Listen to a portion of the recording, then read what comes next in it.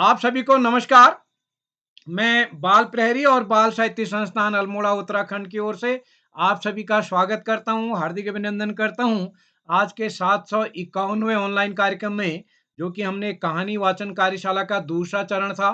कल बहुत सुंदर कहानियां हमारे नन्हे दोस्तों ने रखी और कहानियों के साथ ही प्रस्तुतिकरण का बहुत अच्छा ढंग बच्चों ने रखा। मैं सबको बधाई देता हूं।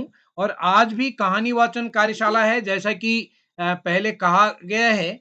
कहानी को अपनी भाषा में बोलना है और उस कहानी को अपनी भाषा में अगर आपने कागज में देखा तो आपको हटाया जा सकता है। कल हटाया गया 2-3 लोगों को, तो ये ध्यान रखेंगे, क्योंकि शुरू में व्यक्तिगत तौर से कहा गया कि कहानी आपको अपनी मनपसंद कहानी ढूंढनी है। तो इसलिए हमारे नन्हे मुन्ने दोस्त ध्यान रखेंगे। आज के हमारे मुख्य अतिथि डॉक्टर नीलम राकेश जी, जो कि वरिष्ठ साहित्यकार हैं, लखनऊ उत्तर प्रदेश से। आपका हमारे बाल प्रहरी ऑफलाइन ऑनलाइन कार्यक्रमों को सहयोग मिलता रहा। आप कई बार पिछले कार्यक्रमों में भी हमारे बीच जुड़ते रही हैं। आप हमारे बीच जुड़ चुकी हैं।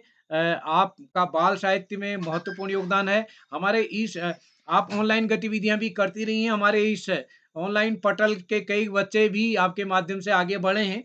तो मैं आज मुख्य अतिथि बतौर आपने समय निकाला, मैं आपका स्वागत करता हूं। और आज के हमारे विशिष्ट अतिथि हैं यशस्वी जी, जुड़ चुकी हैं, कक्षा 4 की छात्रा। और दिव्या गुरवानी जी आज हमारे अध्यक्षता करेंगी, जो कि राजकीय कन्या जूनियर हाई स्कूल चौसाला से हैं। और आज का संचालन करेंगे हमारे दोस्त पीयूष पांडे जी, जो कि जीआईसी चौरा हॉलबाग आदरणीय नरेंद्र पाल सिंह जी के विद्यालय से हैं। और नरेंद्र पाल सर ने काफी बच्चों को इस बीच जोड़ा है, मैं उनका विशेष रूप से स्वागत करता हूं। और इस पटल पर हमारे बीच जुड़े हैं आदरणीय श्री श्याम पलट पांडे सर, संरक्षक बाल प्रहरी, अहमदाबाद गुजरात से। और इस पटल पर डॉक्टर अशोक कुमार नेगी जी हमारे बीच जुड़ते हैं। और श्री आकाश आशा सर, उप निदेशक शिक्षा विभाग उत्तराखंड, आप जुड़ चुके हैं। सर आपको प्रणाम करता हूं, नमस्कार करता हूं। आप इस बीच कुमाऊं के दौरे पर हैं, उसके बाद भी आप हमें समय देते हैं, बच्चों का मार्गदर्शन करते हैं। मैं आपका स्वागत करता हूं। और हमारे बीच हरिद्वार से आदरणीय योगेश्वर सिंह साहब जुड़े हैं, सुमित श्रीवास्तव जी जुड़े हैं, सविता बैश्य जी। और इस कार्यक्रम में कई नन्हे मुन्ने दोस्त हमारे बीच जुड़े हैं। मैं सबका स्वागत करता हूं। और नरेंद्र पाल सिंह साहब हमारे बीच जुड़े हैं, कमल किशोर जोशी जी, और कई नए नमूने दोस्त हमारे जुड़े, मैं सभी का स्वागत करता हूं। और आज के इस कहानी वाचन कार्यशाला में आप हमारे नन्हे दोस्तों को एक कहानी प्रस्तुत करनी है। और जैसा कि पूरे चार्ट में दिख रहे हैं कि आज 1 2 3 4 5 6 7 7 लोगों ने अपने दादी और मम्मी से सुनी हुई कहानियों के लिए सहमति दी है। और 2 लोगों ने पुस्तक की कहानी दी है। और एक ने 2 बच्चों ने स्वरचित कहानी के लिए सहमति दी है।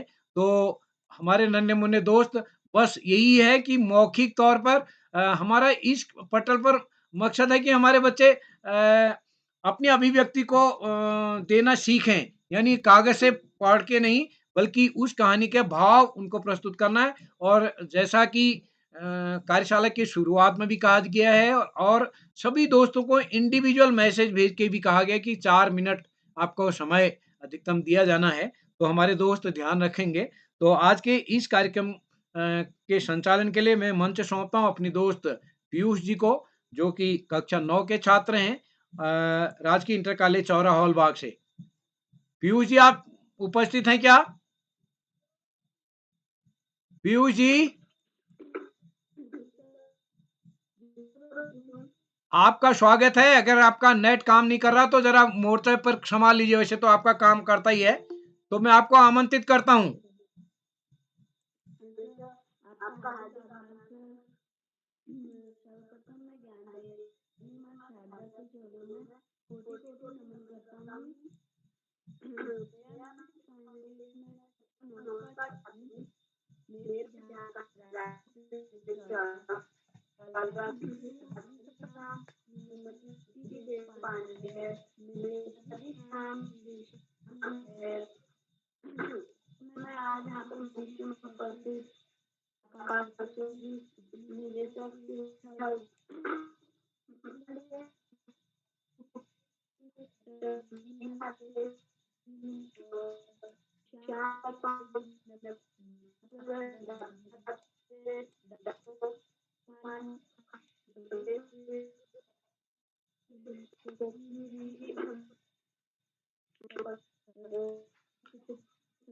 पीयूष जी, आपकी आवाज साफ नहीं आ रही। थोड़ा कहीं पर जहां से नेट पकड़ता हो वहां पर वो करिएगा। अभी जब आप किसी को बुला लेंगे उसके बाद कहीं मोर्चा सही ढंग से पकड़िएगा। आवाज नहीं आ रही आपकी साफ।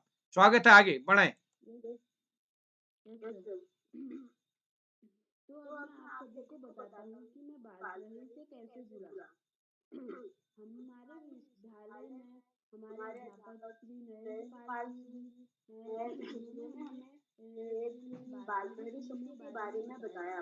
उस दिन बाल प्रहरी समूह में संस्कृत गायन कार्यशाला थी, तो मैंने सर ने हमको उसका लिंक भेजा और उसमें नीचे उदय केवला सर का नंबर भी था। तो हमने उदय केवला सर को फोन किया, मोबाइल व्हाट्सएप में मैसेज करके अपना नाम, पता और अपने विद्यालय का नाम, माताजी का नाम, पिताजी का नाम भेजा। तो उदय केवला सर ने हमें बाल प्रहरी समूह में जोड़ा, जिससे हम आज यहाँ पर उपस्थित हो पा रहे हैं। तो अब मैं आपको बताता हूँ कि मेरा संचालन करने का मन कब से करा। जब मैंने प्रथम बार संस्कृत लोक गायन कार्यशाला में उपस्थित हुआ, तो मैंने देखा कि मुझसे मेरे छोटे भाई बहन और मेरे बड़े भाई बहन इसमें जुड़कर काफी अच्छा संचालन करना सीख रहे हैं।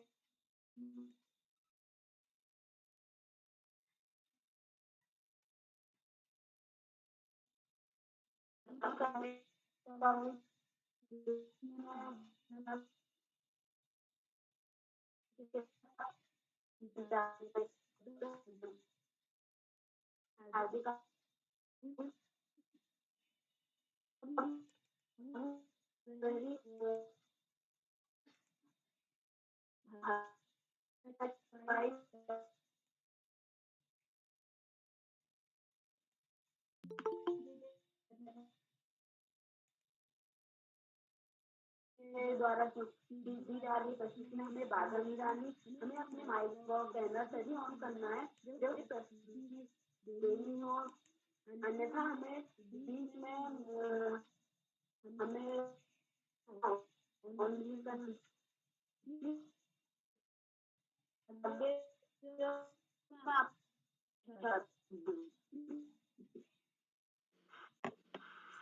पीयूष जी, आपकी आवाज साफ नहीं आ रही है। तो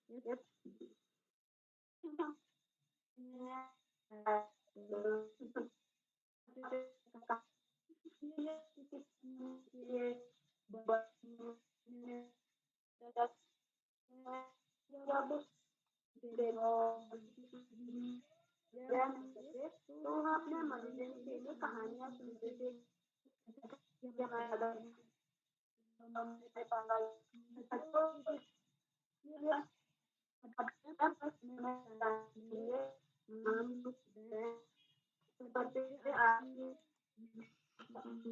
पीयूष जी, आपकी आवाज नहीं आ रही है, बिल्कुल सुनाई नहीं दे रहा है साफ साफ। कहीं इसके बाद मोर्चा सही ढंग से संभालिए, या तो अगर कोई दूसरा मोबाइल है तो देखना। आवाज बिल्कुल नहीं आ रही है।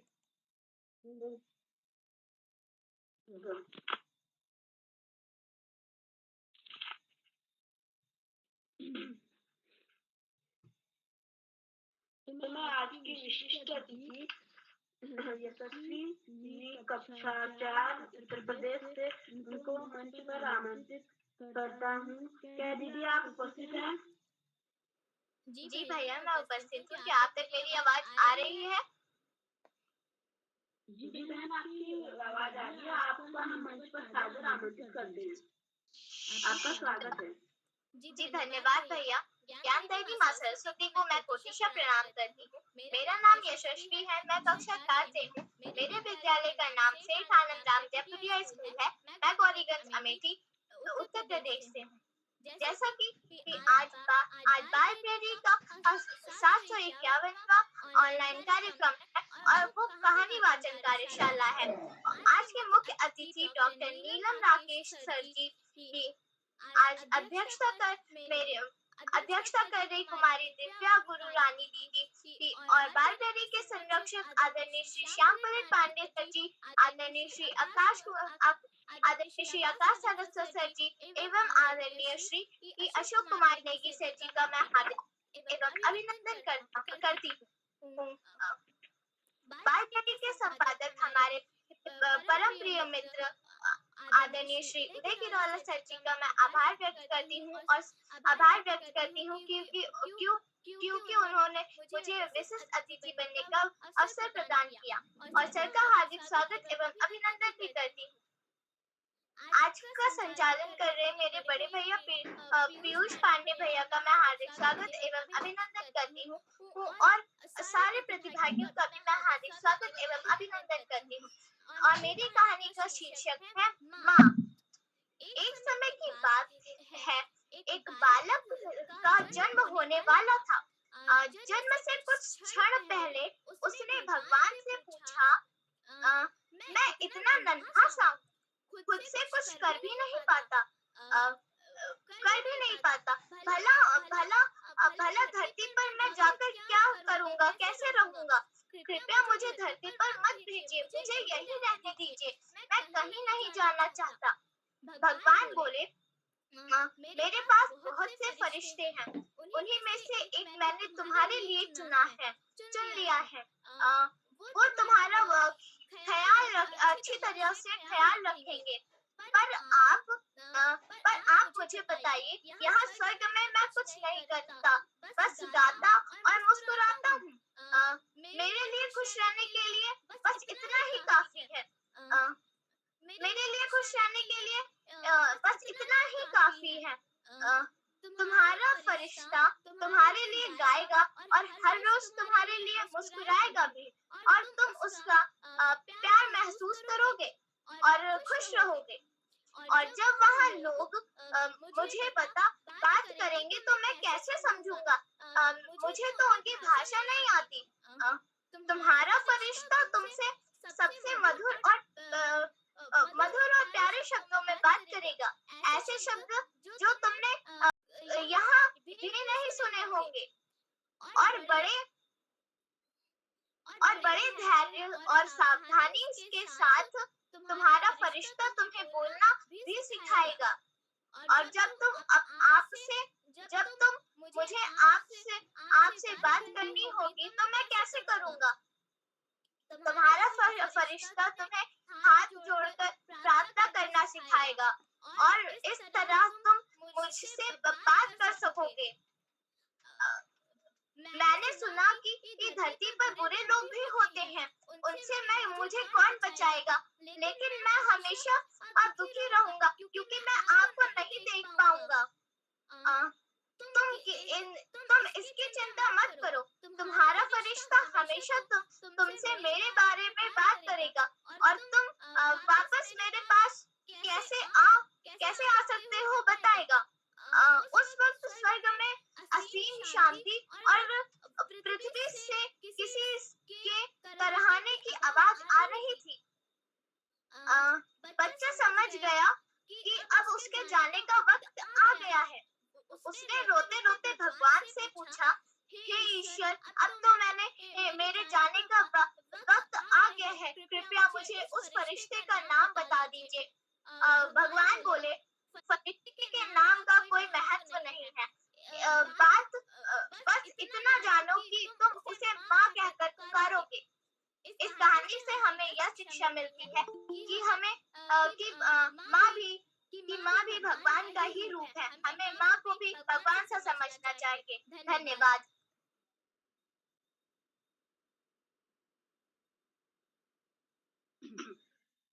जी दीदी, आपकी प्रस्तुति बहुत अच्छी रही। आपने हमें माँ के बारे में बताया और आपने बहुत ही अच्छी कहानी सुनाई जिससे हमें जो कहानी हमें बहुत अच्छी लगी। तो हम अब आगे बढ़ते हुए आज के प्रतिभागियों की ओर चलते हैं, जिसमें हमारी पहली प्रतिभागी हैं मेरी बड़ी दीदी भूमिका आर्या, कक्षा 10 अल्मोड़ा से। क्या दीदी आप उपस्थित हैं?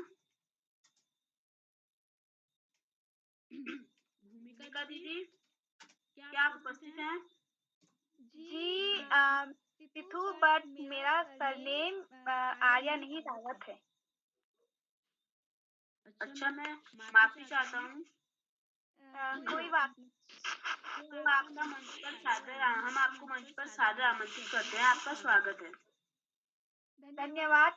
नमस्कार सभी का सभी अध्यक्ष और यहाँ पे अतिथि जितने भी उपस्थित हैं सभी को मेरा नमस्कार। मैं भूमि कारावत कक्षा 10 की छात्रा। मैं आपके सामने मैं राजकीय इंटर कॉलेज देवाया साइड अल्मोड़ा से हूँ। मैं आपके सामने एक कहानी प्रस्तुत करना चाहती हूँ जो यहाँ मुझे मेरी दादी ने सुनाई है। यह एक हमारी यहाँ की लोक कथा मानी जाती है। यह कहानी है हरवीर की। तो एक राजा तलासर्ष में उन्हें बहुत माना जाता है। तलासर्ष में तो हम जिस क्षेत्र में रहते हैं तलासर्ष वहाँ पे उन्हें बहुत माना जाता है। तो वहाँ एक राजा थे, उनके 7 पुत्र थे। तो वो जो राजा और 7 पुत्र थे वो सातों पुत्र और राजा बहुत ही निर्दयी व क्रूर थे। वह अपने राज्य में किसी भी लड़की को उठा के या उनके घर में से कोई भी सामान उठा के कुछ भी बिना पूछे उठा के लेके आ जाते थे। तो ये प्रजा को बिल्कुल पसंद नहीं आया। वह उन्हें बहुत उनसे बहुत बुरा बोलते थे, उन्हें बहुत बुरा कहते थे। तो इसी वजह से ये बातें राजा और उनके पुत्रों को लग गई। वह उन्हें बहुत गालियां देते थे। तो ये गालियां राजा और उनके सातों पुत्रों को लग गई। सातों पुत्रों का विवाह भी हो चुका था और सातों उनकी पत्नियां भी थी।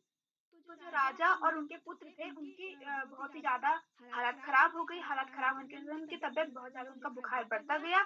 इस कारण उनकी मृत्यु हो गई। प्रजा तो बहुत खुश हुई, लेकिन अब राज्य को संभालेगा कौन? तो गर्भवती रानी गर्भवती थी। उनके पेट में उनका बच्चा पल रहा था। बच्चा राजा के मरने और उनके सातों पुत्रों के मरने के बाद, राजा की मृत्यु के बाद उन्होंने एक पुत्र को जन्म दिया जिसका नाम उन्होंने हरवीत रखा गया।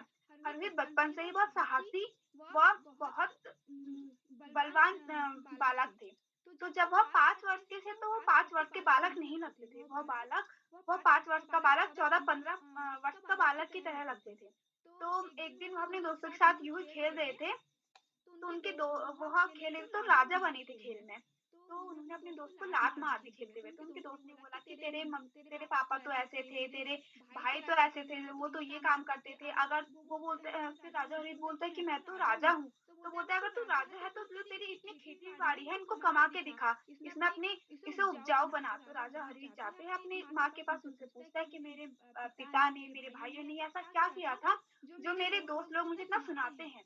तो उनकी बात सुन के उनकी माँ ने बताया कि तुम्हारे पिता और तुम्हारे भाई इतने निर्दय थे इस वजह से लोग उन्हें ऐसा बोलते हैं।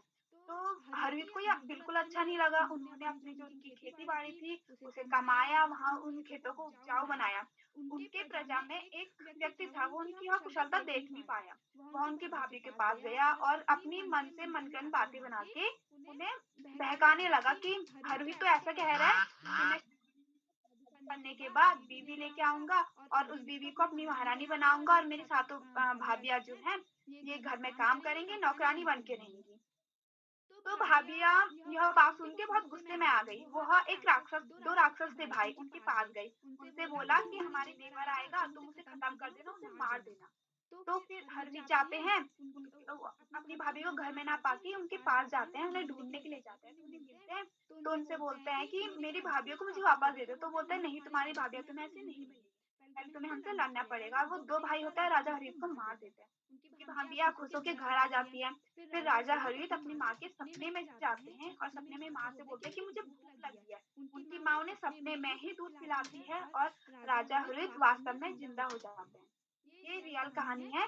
तो वास्तव में जिंदा हो जाता है। जिंदा होने के बाद वह उन राक्षसों को मार के अपने लिए विवाह के लिए लड़की ढूंढने के लिए जाते हैं। वह एक उधर गांव होता है, गांव में जाता है लड़की ढूंढने के लिए। तो उन्हें मंदिर में एक लड़की पसंद आती है जिसका नाम रहता है मालू रौतेली। वो उन्हें बहुत पसंद आती है। वह उधर के लोग बहुत जादू टोना करते हैं, तो वह उन्हें अपने मधुमक्खी बना के अपने बालों में छुपा के अपने घर लेके जाती है। और घर में लेके जाती है तो अपने कमरे में रखती है। उनसे बोलती है कि आप कमरे से बाहर मत आना, आपके साथ बहुत बुरा व्यवहार किया जाएगा। यहाँ राजा हरित को पता नहीं रहता कि उनके साथ क्या होगा। वो बाहर आके देखते हैं।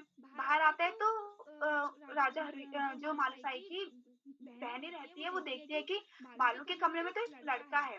और वो बाहर आके देखते हैं, राजा हरित बाहर भी आ जाते हैं। उन्हें वो राजा हरित इतने सुंदर होता है कि वो उन पे मोहित हो जाती है और कहती है कि अगर ये मेरी बहन का है, ये मेरी बहन इसे अपने पास लेके आए, लेकिन अगर ये मेरा नहीं हो तो मेरी बहन का भी ना होगा। तो राजा हरित को मार के बगीचे में दफना देती है। तो राजा हरित रात को मालू के सपने में जाते हैं, उनसे कहते हैं कि तुम्हारी बहनों ने मुझे यहाँ दफना दिया है।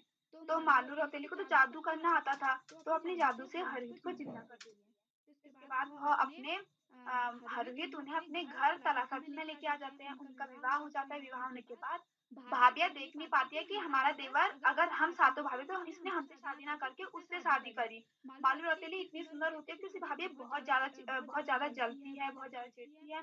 तो एक दिन हरहित यूं ही काम से बाहर गए थे, तो जो सातों भाभियां थी, सातों भाभियां कपड़े धोने गई थी नदी के किनारे, और मालू बकरियां चरा रही थी। तो उन्होंने मालू को जाल में फंसाते हुए कहा कि मालू तुम आओ, हम तुम्हें मछलियां दिखाएंगे। मालू रौतेली जाती है देखने के लिए और उसे उस पत्थर से नीचे धक्का दे देते हैं।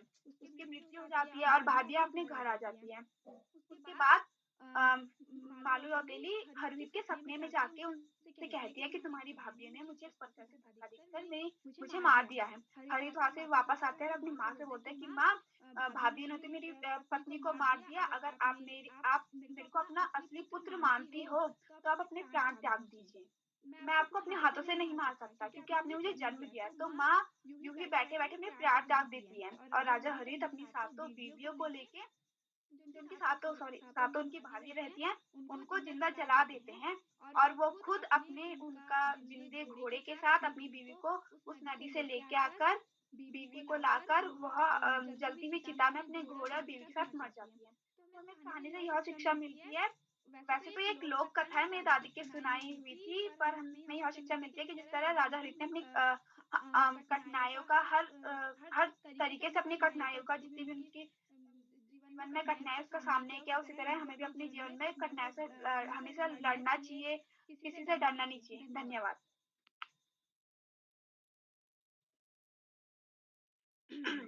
जी दीदी, आपके द्वारा बहुत सुंदर प्रस्तुति रही। आपने हमें बहुत अच्छी कहानी सुनाई और इस साथ आपने हमें कहानी से क्या शिक्षा मिलती है यह भी बताया। तो हमें यह कहानी बहुत अच्छी लगी। तो अब हम आगे बढ़ते हुए हमारे दूसरे प्रतिभागी मेरी छोटी बहन नीलाक्षी कॉलोनी कक्षा 6 चंपावत से, क्या बहन आप उपस्थित हैं? जी भैया, मैं उपस्थित हूँ। जी बहन, आपका मंच पर सादर आमंत्रित करते हैं। आपका हार्दिक स्वागत है। सर्वप्रथम ज्ञानदायिनी माँ सरस्वती को मेरा प्रणाम। मैं नीलाक्षी कॉलोनी कक्षा 6 की छात्र। मेरे विद्यालय का नाम जैन पब्लिक स्कूल टनकपुर जिला चंपावत है। आज इस कार्यक्रम के मुख्य अतिथि डॉक्टर नीलम राकेश सर, साहित्यकार, लखनऊ उत्तर प्रदेश से। और इस कार्यक्रम की विशिष्ट अतिथि मेरी छोटी बहन यशस्वी, कक्षा 4, गौरीगंज अमेठी उत्तर प्रदेश से। और इस कार्यक्रम की अध्यक्षता कर रही मेरी बड़ी दीदी दिव्या रुद्रानी, कक्षा 8 चौसाला अल्मोड़ा से। और इस कार्यक्रम का बहुत अच्छे से संचालन कर रहे हैं मेरे बड़े भैया, कक्षा 9 चौरा हवलबाग अल्मोड़ा से।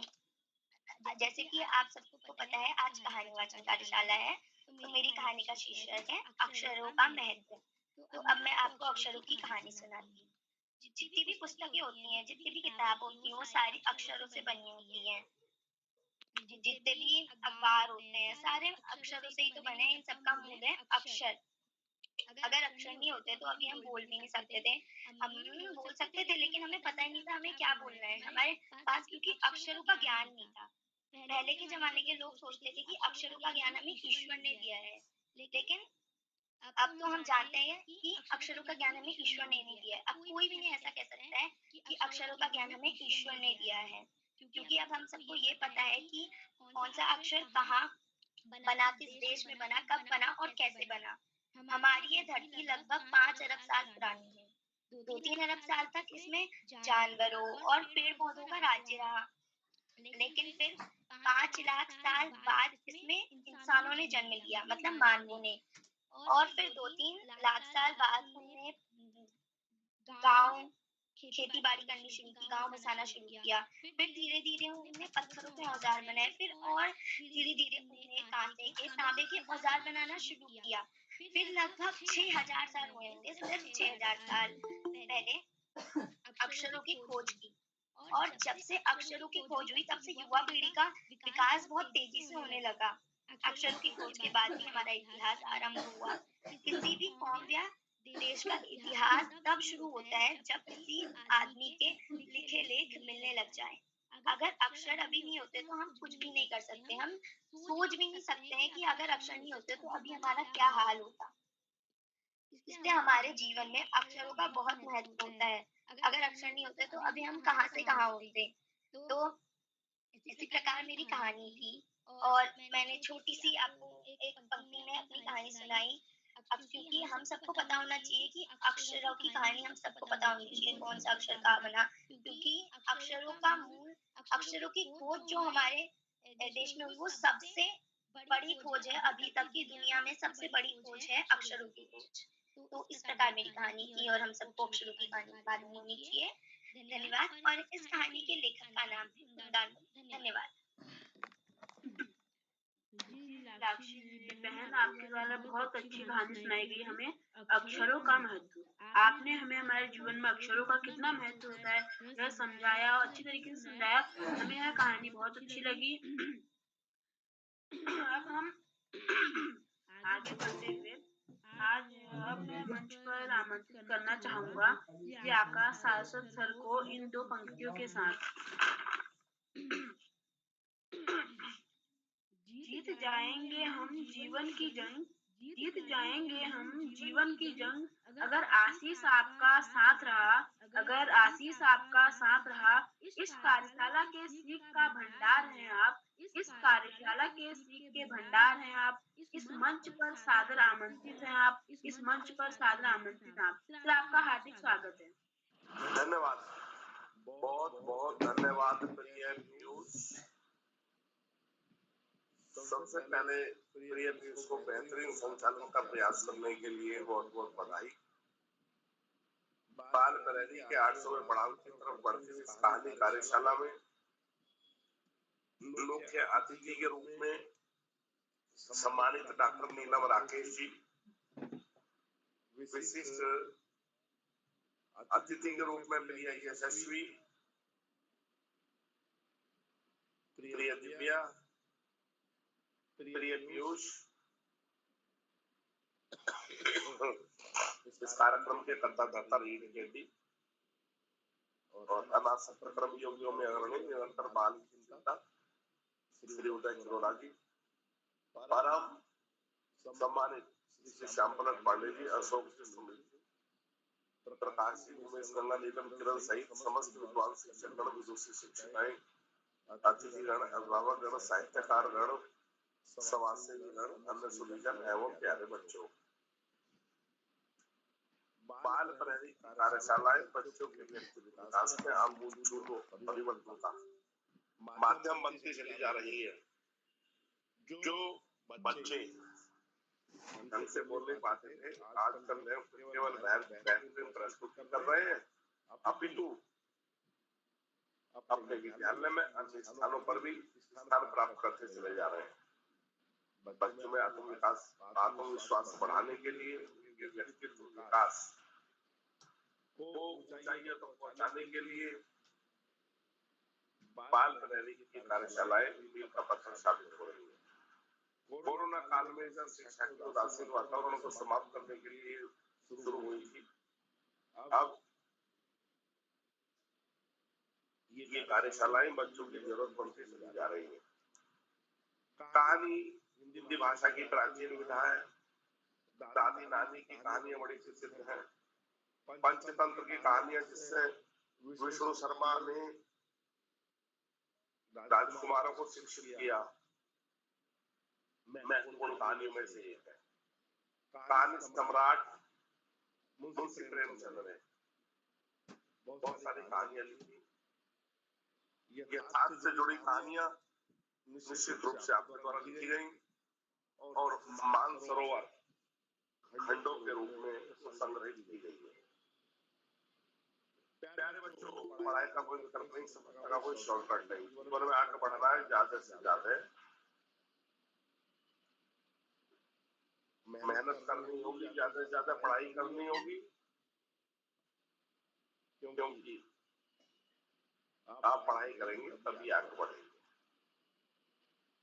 जो बच्चे माता पिता गुरुजनों बड़ों का आशीर्वाद लेते हुए, छोटों को सहयोग देते हुए, सहयोग लेते हुए करते हुए नियमित व सतत अध्ययन करते हैं, उनका भावी जीवन सुखमय हो जाता है। और जो बच्चे ऐसा नहीं कर पाते उनको जीवन में बहुत सारी दुश्वारियों का सामना करना पड़ता है। निश्चित रूप से बच्चों के सहयोग से ये कार्यशालाएं जो संपादित की जा रही हैं, इनकी अनिवार्यता, निरंतरता और 800वें पड़ाव की तरफ पहुंचना निश्चित रूप से सफलता का द्योतक है। आज इस महत्वपूर्ण अवसर पर संत कबीरदास जी के 2 शब्दों को याद करते हुए सभी को बधाई देते हुए, सभी का आभार प्रकट करते हुए मैं अपनी वाणी प्रोग्राम दूंगा। बहुत ही बड़ी बड़ी जन्मुआ पंडित दयाल हो ढाई आकर प्रेम का धन्यवाद। जय हिंद, जय भारत।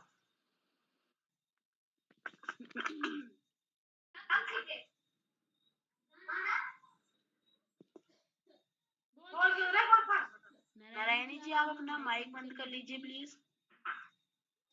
Yes ma'am. जी सर, आपने हमें बहुत अच्छे अपने आशीर्वचनों से प्रेरित किया और हमें शिक्षा दी। तो अब हम आगे बढ़ते हुए आज की तीसरी प्रतिभागी मंत्रिता शर्मा, कक्षा 5, ग्वालियर मध्य प्रदेश से। मंत्रिता बहन, आप उपस्थित हैं? मंत्रिता बहन जी भैया मैं उपस्थित। जी, आपका हार्दिक स्वागत है। जी आपका बहुत बहुत मैं शादी का चरण मेरा कोटि को नमन और एक बार गणपति बप्पा मोरया पंचामृषि लवकरिया। आप सभी को एक बार गणेश चतुर्थी की ढेर सारी शुभकामनाएं। आज मैं आप सभी के समक्ष गणेश जी की एक कथा प्रस्तुत करने चाहती हूँ। वक्रतुंड महाकाय सूर्यकोटि समप्रभा निर्विघ्नं कुरु मे देव सर्वकार्येषु सर्वदा सर्वकार्येषु सर्वदा सर्वकार्येषु सर्वदा। एक बार की बात है, गणेश जी अपने मूषक के ऊपर बैठकर अपने छोटे छोटे से लड्डू की पोटली लेकर जा रहे थे। अचानक से उनके मूषक के सामने एक सांप आया। मूषक ने एकदम से रोका। जैसे हम लोग गाड़ी के सामने कोई चचका आता है या साइकिल के सामने कभी कोई हमारा स्पीड ब्रेकर आता है तो हम जैसे एकदम से ब्रेक लगाते हैं, उसी मूषक ने भी एकदम से ब्रेक लगाया और गणेश जी गिर पड़े। अब क्या हुआ कि जो सारे लड्डू की पोटली थी जैसे पूरे लड्डू पे फट गए। अब गणेश जी ने एक करके सभी सांप पे गुस्सा आया। उन्होंने उस सांप को लेकर और अपनी कमर में और जो लड्डू की पोटली थी उसके साथ बांध दिया। उसके बाद फिर वो चंद्रमा आया, उसने उनके मतलब चंद्रमा आया और उसने उनका मजाक उड़ाया। बोले कि मोटे मोटे गणेश जी छोटे छोटे लड्डू के साथ गिर पड़े। बड़े बड़े कान है, छोटे से बच्चे हैं और लंबी सी सूंड है। तो गणेश जी को आ गई गुस्सा। तो गणेश जी ने उनको बोला कि जिस सुंदरता पर आप घमंड करते हैं वो सुंदरता आपकी नष्ट हो जाएगी। तो अब उनका चंद्रमा का जो उजाला था वो कम हो गया, चंद्रमा का प्रकाश। तो अब बोले कि रोने लगे और जब शाम को पता चला तो वापस आए। उन्होंने उनसे क्षमा याचना करी पर वो गणेश जी ने तो गुस्सा थे। उसके बाद शिक्षक बोले कि जान प्रभु नहीं माफ कर दीजिए, कोई बात नहीं। तो गणेश जी बोले कि चलो ठीक है, मैं उनके साथ वापस तो नहीं लेता, हाँ लेकिन आपकी जो रोशनी है वो 15 दिन में आएगी और 15 दिन में जाएगी। जब 15 दिन में जाती है तो के बाद अमावस्या आती है और उसके बाद चलता है 15 दिन का शुक्ल पक्ष, इसके 15वें दिन पूर्णिमा आती है। तो एक बार फिर से आप सभी को गणेश चतुर्थी की ढेर सारी शुभकामनाएं। और इस कहानी से हमें यह सीख मिलती है कि हमें कभी भी अपनी किसी भी चीज पर कभी भी घमंड नहीं करना चाहिए। हमारी सुंदरता पर हमें कभी घमंड नहीं करना चाहिए। कोई व्यक्ति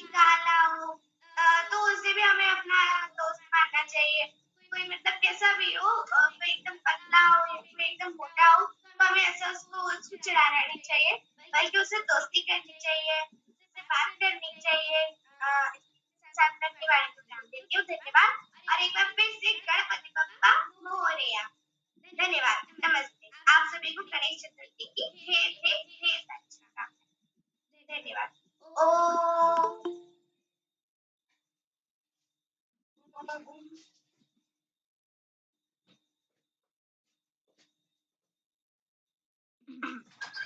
जी बहन, आपने बहुत अच्छी हमको कहानी सुनाई गणेश जी पर आधारित। इससे हमें प्रेरणा मिली। हमें आपने गणेश जी के बारे में बताया और आज गणेश चतुर्थी के दिन आपने हमें बहुत अच्छी कथा सुनाई। तो अब हम इसी क्रम में आगे बढ़ते हुए हमारे चौथे प्रतिभागी कंचन, कक्षा 8 अल्मोड़ा से, क्या आप उपस्थित हैं? कंचन दीदी, क्या आप उपस्थित हैं? उपस्थित। ये आपका जी, क्या मेरी आवाज आप तक आ रही है? जी दीदी, आपकी आवाज आ रही है। आपका हार्दिक स्वागत है। जी धन्यवाद। जी धन्यवाद। सर्वप्रथम ज्ञानदायिनी मां सरस्वती को मेरा कोटि कोटि नमन। यहाँ उपस्थित सभी शिक्षकगण एवं मेरे छोटे बहन एवं बड़े दीदियों को मेरा सादर प्रणाम। मेरा नाम कंचन है, मैं कक्षा 8 की छात्रा हूँ। मेरे विद्यालय का नाम राजकीय कन्या इंटर कॉलेज देवायल है। जैसा कि आप लोग जानते हैं कि आज हम यहाँ पे कहानी वाचन कार्यशाला हेतु उपस्थित हुए हैं। तो इस कार्यशाला में मैं भी अपनी एक कहानी प्रस्तुत करना चाहती हूँ, जिसका शीर्षक है सबसे बड़ी सीख। एक बार की बात है, 3 दोस्त थे, ज्ञान, धन और विश्वास। वो तीनों बहुत अच्छे दोस्त थे। तीनों में बहुत अच्छी दोस्ती भी थी, प्यार भी था। एक बार किसी कारण से तीनों को अलग अलग होना पड़ा, तो उन्होंने एक दूसरे से सवाल किया कि आज के बाद हम कहाँ मिलेंगे। ज्ञान ने बोला, मैं मंदिर, मस्जिद और किताबों में मिलूंगा। धन ने बोला, मैं तो अमीरों के पास मिलूंगा। लेकिन विश्वास चुप रहा, उसने कुछ नहीं कहा। जब दोनों दोस्तों ने उससे उसके चुप रहने का कारण पूछा, तो विश्वास ने रोते हुए कहा, मैं एक बार चले गया तो वापस कभी नहीं मिलूंगा। इस छोटी सी कहानी से हमें यह सीख मिलती है कि धन और ज्ञान हम जब चाहे तब प्राप्त कर सकते हैं, लेकिन विश्वास एक बार टूट जाए तो वापस मिलना बहुत मुश्किल होता है। धन्यवाद।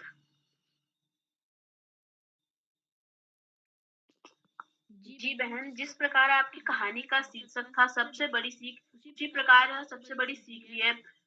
आपने हमें बहुत अच्छी कहानी और चंद शब्दों के माध्यम से सुनाई, जो हमें बहुत अच्छी तरह समझ आई। तो अब हम अगले प्रतिभागी सुषमा चौहान, कक्षा 9 उत्तरकाशी से। सुषमा दीदी, क्या आप उपस्थित हैं? Yes ma'am. आपका हार्दिक स्वागत है। जी धन्यवाद। सुप्रभात, मैं सुषमा चौहान राजकीय बालिका इंटर कॉलेज से हूँ। आप सभी को मेरा प्यार भरा नमस्कार। मैं आपके सभी के समक्ष एक छोटी सी कहानी सुनाना चाहूंगी, जिसका शीर्षक है बेटी बचाओ बेटी पढ़ाओ। पहले मैं आपको 2 पंक्तियों से इसको सुनाना चाहूंगी। यूं ना बेटी का कत्ल करो, यूं ना बेटी का कत्ल करो, बेटा कहाँ से पाओगे, बेटा कहाँ से पाओगे, यदि बेटी ना होगी तो फिर बहू कहाँ से लाओगे। अब मैं अपनी कहानी शुरू करना चाहूंगी। एक बार की बात है, एक माँ हुआ करती थी, उसकी एक बेटी और बेटा हुआ करता था, और वो अपनी बेटी से कभी भी प्यार नहीं करती थी, अपने बेटे से करती थी। और उसकी बेटी एक बार अपने स्कूल में प्रथम आई, और उसके भाई उससे बहुत खुश हुआ कि मेरी बहन अपने स्कूल में प्रथम आई, और उसकी माँ को बहुत बड़ा गुस्सा आया।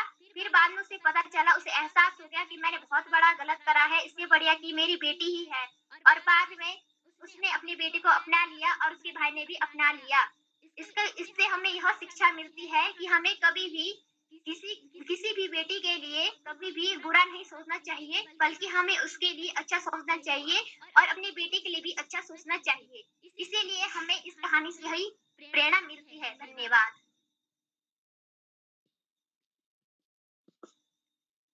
जी बहन, आपकी कहानी बहुत अच्छी रही। आपने हमें बेटी बचाओ बेटी पढ़ाओ के बारे में समझाया, और जैसे कि आपने बताया, एक नारे के माध्यम से बताया, यूं ना बेटी का कत्ल करो, यूं ना बेटी का कत्ल करो, बेटा कहाँ से पाओगे, बेटा कहाँ से पाओगे, अगर बेटी का कत्ल करोगे तो बहू कहाँ से लाओगे, तो इसी क्रम में हम आगे बढ़ते हुए आज के मुख्य अतिथि डॉक्टर नीलम राकेश जी, लखनऊ उत्तर प्रदेश से। उनको मैं इन 2 पंक्तियों के साथ मंच पर आमंत्रित करूंगा, जो कुछ इस प्रकार हैं।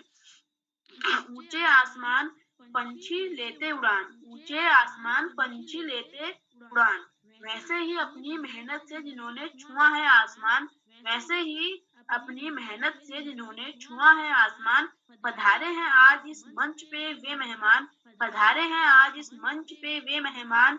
करता हूँ मैं आदर पूर्वक आपको प्रणाम। मैम आप मंच पर सादर आमंत्रित हैं।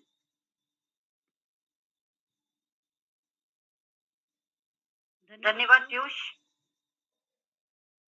मंचासीन सभी विद्वत गण और इस कार्यक्रम को देख रहे सभी श्रोता बंधु, बच्चों के माता पिता और प्यारे बच्चे, साथ ही में जो इस कार्यक्रम का संचालन कर रहे हैं प्रिय पीयूष, और विशिष्ट अतिथि के रूप में यहाँ उपस्थित यशस्वी और अध्यक्षता कर रही प्यारी दिव्या, आप सबको नमस्कार, प्यार, आशीर्वाद। जो बड़ा है, जो छोटा है, उसके साथ आज इस कार्यक्रम में आकर मुझे बहुत बहुत प्रसन्नता हो रही है। सबसे पहले तो मैं आप बच्चों को भी और आदरणीय उदय किरोला जी और उनकी पूरी टीम को इस 751वीं कड़ी के लिए ढेर सारी बधाई देना चाहती हूँ। आसान नहीं होता है किसी चीज को, किसी काम को इस निरंतरता के साथ करते जाना। इस ऐसा करने के लिए लगन, एक दृष्टि और समर्पण की बहुत आवश्यकता होती है, जो निश्चित रूप से किरोला जी आप में फूट फूट कर भरा हुआ है। बच्चों, जीवन में सफल होने के लिए ये सबसे बड़ा मंत्र है, दिशा का बोध होना, यानी हमें कहाँ पहुंचना है, और फिर उस लक्ष्य को पाने के लिए वो लगन और वो समर्पण का होना, तभी आप अपने उस लक्ष्य को अच्छे से प्राप्त कर सकते हैं। इसके लिए आप अभी एक बच्चे ने किरोला जी को अपने दोस्त के रूप में संबोधित करा था, मुझे बहुत अच्छा लगा। आपके ये दोस्त का व्यक्तित्व प्रेरणा के रूप में आपके सामने है। आज हम लोग यहाँ पे कहानी वाचन कार्यशाला के लिए एकत्र हुए हैं, तो जिस चीज के लिए यहाँ आए हैं इसकी बात करते हैं, यानी कहानी। कहानी क्या है? कहानी वास्तव में हमारे समाज का दर्पण होता है, हमारे समाज का प्रतिबिंब। जो कुछ भी हमारे आपके जीवन में घटता है वह किस्सा बन जाता है, कहानी बन जाता है। बस जरूरत होती है इस कहानी को कहानी की तरह पकड़ने वाली दृष्टि का होना। कहानी के कुछ तत्व होते हैं जो कहानी के अंदर होने ही चाहिए, तभी कहानी अच्छी और बुरी होती है। आप तो बच्चे हैं, जब आप किसी कहानी को पढ़ते हैं तो ईमानदारी से जैसा आप महसूस करते हैं आप वैसे बताते हैं। ये कहानी बहुत बेकार है, हो सकता है उस कहानी को आप पूरा पढ़े भी ना, और कहानी अच्छी लगती है तो आप अपने 4 दोस्तों को भी बताते हैं, फलानी पुस्तक की फलानी कहानी बहुत अच्छी है, जरूर पढ़ो, और आप खुद भी उसको दोबारा पढ़ते हैं। अब बच्चों, प्रश्न उठता है कि कोई कहानी अच्छी और कोई कहानी कम अच्छी, या कोई कहानी एकदम नहीं अच्छी क्यों होती? आप लोग जो लिखने का प्रयास कर रहे हैं, लिखना चाहते हैं, उनके लिए ये जानना बहुत जरूरी हो जाता है कि कहानी अच्छे से जब लिखी गई होती है तो अच्छी लगती है, तो उस कहानी की खासियत क्या? ये जो कहानी आपको पसंद आती है, अच्छी लगती है, उसमें कहानी तत्व और रोचकता भरपूर मात्रा में होती है।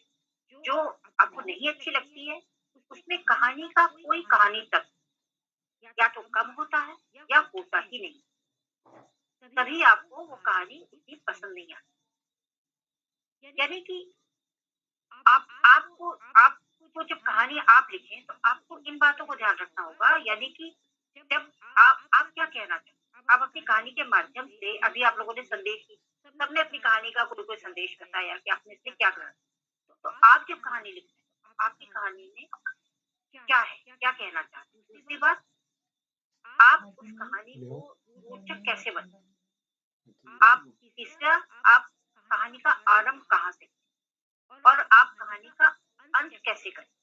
साथ में आप अपनी कहानी में घटना कौन सी डालेंगे, क्या डालें। जब आप इन बिंदुओं पर विचार कर लेंगे, अच्छे से ये चीजें आपके दिमाग में पक जाएंगी और तब आप कहानी लिखेंगे, तो निश्चित जानिए आपकी कहानी बहुत अच्छी, रोचक और सुंदर बनेगी। एक दूसरा महत्वपूर्ण बिंदु भी आता है, वो है कहानी वाचन। आज हम कहानी वाचन कार्यशाला में, कहानी वाचक यानी कहानी को कहने की कला, कहानी को कहने का आपका तरीका, किस तरह से आप अपनी कहानी को दूसरे को सुना रहे हैं कि वो सुनने वाले को आपकी कहानी रोचक लगे, रुचिकर लगे और उसे आपकी कहानी सुनकर मजा भी आए। तो चलिए इसको समझने के लिए हम एक छोटी सी कहानी बनाते हैं और उसको दो तरह से सुनाकर देखें। अब तो आपको इसका दोनों का अंतर समझ में आ जाए। एक चिड़िया उड़ती हुई आई और मुड़ेर पर बैठ गई। उसकी आवाज सुनकर चुनमुन दौड़ता हुआ आया और खुश होकर ताली बजाने लगा। वहां पे पानी गिरा हुआ था, फिसल गया, आंगन में गिर गया। उसकी बहन ने देखा और ताली बजाकर हंसने लगी। माँ ने उसे डांटा, किसी के गिरने पर हंसते नहीं है, इनकी मदद करते। बहन ने जाकर भाई को गले लगाया और दोनों खेलने लगे। कहानी में सब कुछ था, लेकिन इसकी जो सुनाने का तरीका वो बिल्कुल, जिसे कहते हैं ना, सपाट चेहरा, कोई उतार चढ़ाव नहीं। अब इसी कहानी को अगर हम दूसरी तरह से कहकर देखें, एक चिड़िया उड़ती हुई आई और मुड़ेर पर बैठ गई और चू चू चू चू चू चू चू चू बोलने लगी। उस चिड़िया की चहचहाहट से चुनमुन दौड़ा दौड़ा आया और चिड़िया को देख करके कूद कूद कर ताली बजाकर हंसने लगा, खिलखिलाने लगा। लेकिन आंगन में गिरा हुआ था पानी और उस पानी में चुनमुन फिसल गया और धड़ाम से गिर गया। इसे देखकर बरामदे में बैठी हुई उसकी बहन मुनिया ताली बजाकर खिलखिलाकर हंसने लगी। उसको हंसा देखकर उसकी माँ ने उसे डांटा, मुनिया, किसी के गिरने पर ऐसे हंसते नहीं है, उसकी मदद करते हैं, जाओ भाई को उठाओ। मुनिया दौड़ कर गई, उसने भाई को उठाया, गले लगाया और भाई मुस्कुरा दिया। दोनों हाथ पकड़कर खेलने चले गए। अब इसमें जब हम दूसरी बार कह रहे हैं तो उसमें जैसे लगता है कि उन्हीं शब्दों, 4 लाइन की जो ये कहानी है, 4 पंक्तियों की इस कहानी में रोचकता आ गई। एक मीठी सी तकरार के साथ इस कहानी में कहानी तत्व है, संदेश है, जीवंतता है। जीवंतता के साथ ये कहानी आपकी आगे बढ़ती है और इसमें रोचकता और घटना भी है, मतलब एक संपूर्ण कहानी। और आज जो जिन बच्चों ने अभी तक मुझे कहानियां सुनाई हैं, इनको एक बात मैं कहना चाहूंगी, आप सबने बहुत अच्छे से तैयार करके, याद करके, बिना देखे कहानियां सुनाई हैं और भाव के साथ भी सुनाई। एक अगर आप जो बच्चा बोले वो अपना कैमरा अगर खोल ले तो कहानी सुनने वाले को और ज्यादा करीब से महसूस होने लगे, उससे फर्क पड़ता है। ये जो कहानी सुनाई थी भूमिका ने, आपका जब आप सुना रही थी भूमिका, आपके जो स्वर था उसमें बहुत सुंदर ढंग से उतार चढ़ाव महसूस हो रहा था। ये जो उतार चढ़ाव होता है बच्चों, ये कहानी में जान डाल देता है। मंत्रिता, आपकी भी कहानी में बहुत उतार चढ़ाव के साथ आपने सुनाया, उसमें भी आपकी कहानी में जीवंतता आ रही और जब आप बोले, जो भी बच्चा कहानी सुनाते हुए बोलता है, बोलते समय एक बात का ध्यान रखें कि हमारे शब्द एक दूसरे के ऊपर ना चले, तेजी से धीरे धीरे ऐसे ना, थोड़ा धीरे ठहर कर, जहाँ पे ये पूर्णविराम या कॉमा है उनका ध्यान रख के बोलेंगे, बहुत कहानी में जान आ जाती है। और पीयूष, आपका संचालन बहुत अच्छा है बेटा, आप ऐसे ही करते रहिए, आप सारे बच्चों को मेरा बहुत सारा आशीर्वाद, ढेर सारा प्यार। ऐसे ही कहानियां पढ़िए, कहानियां सुनाइए, और मुझे आप सबसे मिलकर, आप लोगों की इस तरह से आगे आता देखकर बहुत आशा बनती है कि हमारे बाल साहित्य का भविष्य बहुत उज्जवल है। धन्यवाद।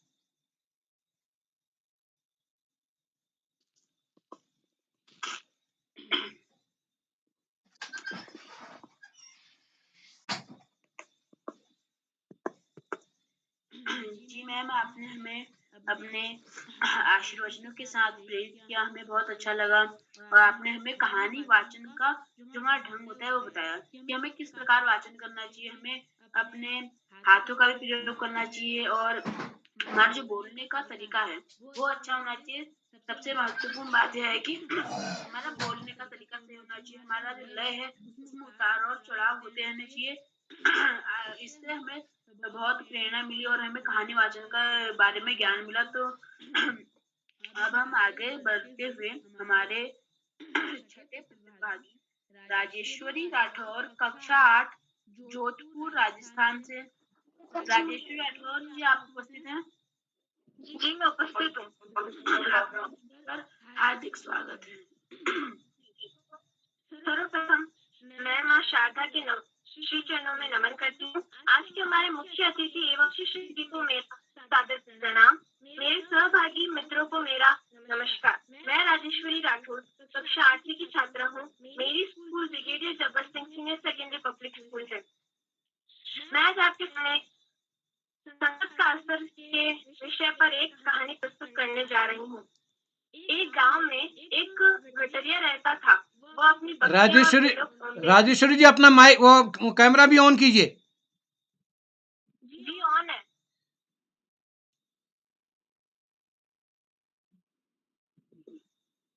सर कैमरा ऑन है जी।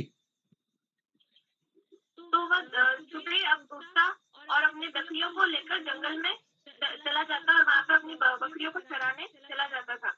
शाम को आता, खाना खाता और फिर वो सो जाता था। एक दिन उसकी पत्नी ने बोला, गांव में इतने भजन कीर्तन होते हैं, आप वहाँ क्यों नहीं जाते हैं?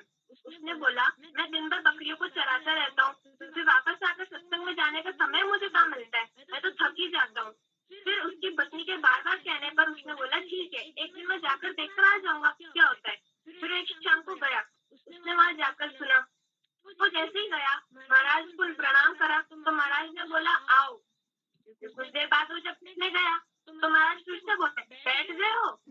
फिर उसको कुछ समझ तो आ नहीं रहा था, वैसे भी उसने कभी ऐसी चीजें सुनी कहा थी, तो सो गया वहीं पे। तो फिर महाराज ने बोला, सो गए हो? फिर सुबह हुई तो फिर वो जब घर निकलने लगा तो फिर से उसने महाराज को प्रणाम किया। तो महाराज ने बोला, जा रहे हो? फिर वो ऐसे करते हुए अपने घर की तरफ निकल गया। घर पे गया तो उसकी पत्नी ने पूछा, आपने वहाँ क्या सीखा? तो उसने बोला, वैसे तो मुझे कुछ समझ में नहीं आया, पर मैंने 4 शब्द सीखे। आओ, बैठे हो, सो रहे हो, अब जाओ।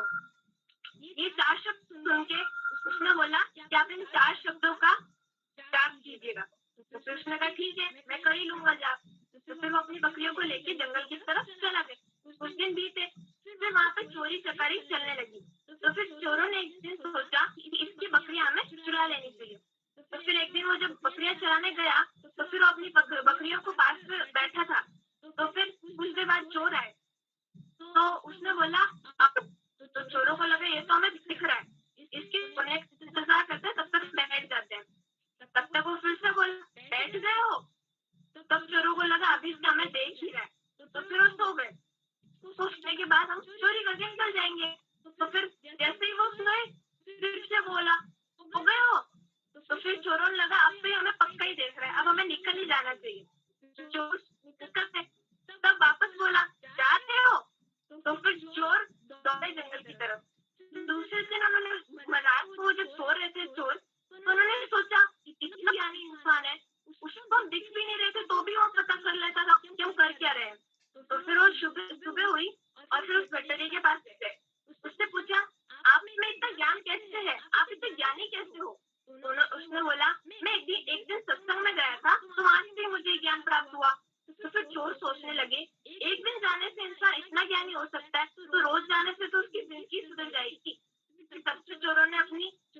चित्रकारी छोड़ी और फिर वो भी सत्संग में जाना शुरू कर दिया।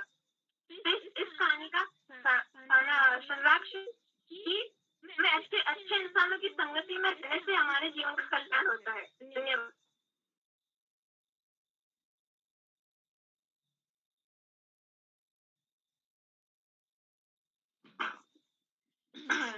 जी दीदी, आपकी प्रस्तुति बहुत अच्छी रही। आपने हमें बहुत अच्छी कहानी सुनाई जिससे हमें प्रेरणा मिली।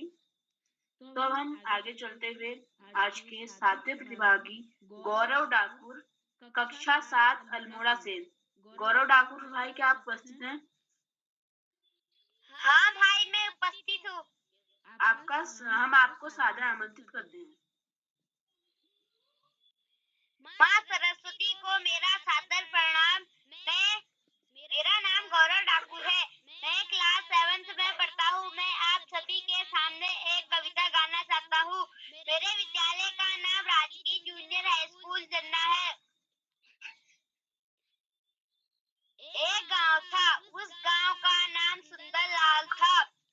उस गांव में एक आदमी रहता था। वह बकरियां बेचता था। उसकी एक पत्नी थी और उनके 2 बच्चे थे। वह बकरियों को सुबह चराने ले जाता और उन्हें शाम को ले आता और वह बकरियों को बेचकर अपना गुजारा करता था। एक दिन उनके वहां एक दुकानदार आया। उसने कहा, भाई मुझे एक बकरी दे दो। उसने उन्हें एक बकरी दी और कहा, भाई मुझे सफेद रंग की बकरी पसंद आ गई है, मुझे यह तुम दे दो। उसने कहा, नहीं भाई, यह बकरी मेरे बेचने के लिए नहीं है। उसने कहा, ठीक। उसने कहा, मुझे यही ही बकरी चाहिए। उसने कहा, भाई मैं यह बकरी नहीं बेचूंगा। उसने कहा, ठीक है, मैं तुम्हें दूसरी बकरी दिखाता हूँ। उसने कहा, ठीक है। फिर उसने उन्हें दूसरी बकरी दिखाई और कहा, भाई तुम इस बकरी को ले जाओ। उसने कहा, ठीक है। फिर उसने कहा, इसके कितने दाम हो गए हैं? उसने कहा, भाई इसके तुम मुझे 10,000 रुपए दे देना। उसने कहा, भाई नहीं, मैं तुम्हें इसके 7,000 पैसे दूंगा। उसने कहा, ठीक है। उसने कहा, दो भाई मुझे तुम पैसे दे और बकरी ले जाओ। उसने उसे पैसे दिए और उससे थोड़े पैसे ज्यादा चले गए। उसने ध्यान नहीं दिया। उसने उन्हें अपनी पत्नी को दिया और बोला, इन्हें तुम गिन के रख देना। जब उसकी पत्नी ने उन्हें गिना तो वह 15,000 रुपए थे। उसने अपने पति से कहा, यह तो पूरे 15,000 पैसे हैं। उसने कहा, अरे ये क्या हो गया? उसके तो आधे पैसे हमारे पास आ गए। उसकी पत्नी ने कहा कि हम इसमें से पैसों को अपने पास रख लेते हैं और उसे तो क्या पता चल रहा है कि हमने उसके पैसे लिए हैं। उसने कहा, नहीं, हम ऐसे किसी के पैसे नहीं ले सकते। उसने अपनी पत्नी को समझाया, कहा कि हम ऐसे दूसरे के पैसे नहीं ले सकते और वह आधे बचे पैसे ले गया और उस व्यक्ति को दे दिया। उस व्यक्ति ने कहा कि भाई तुम तो बहुत ईमानदार हो और उसने उस आदमी को उसके बकरी के पैसे बचे हुए दे दिए। उसने कहा, भाई तुम ईमानदार हो इसलिए तुम्हारा ईमानदारी का इनाम यह है। वो ले गया। इस कहानी से हमें यह शिक्षा मिलती है कि हमें हमेशा ईमानदारी से काम करना चाहिए। धन्यवाद।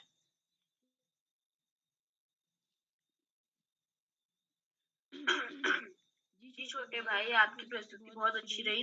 आपने हमें इस कहानी से सीख दी कि हमें ईमानदारी से अपना काम करना चाहिए।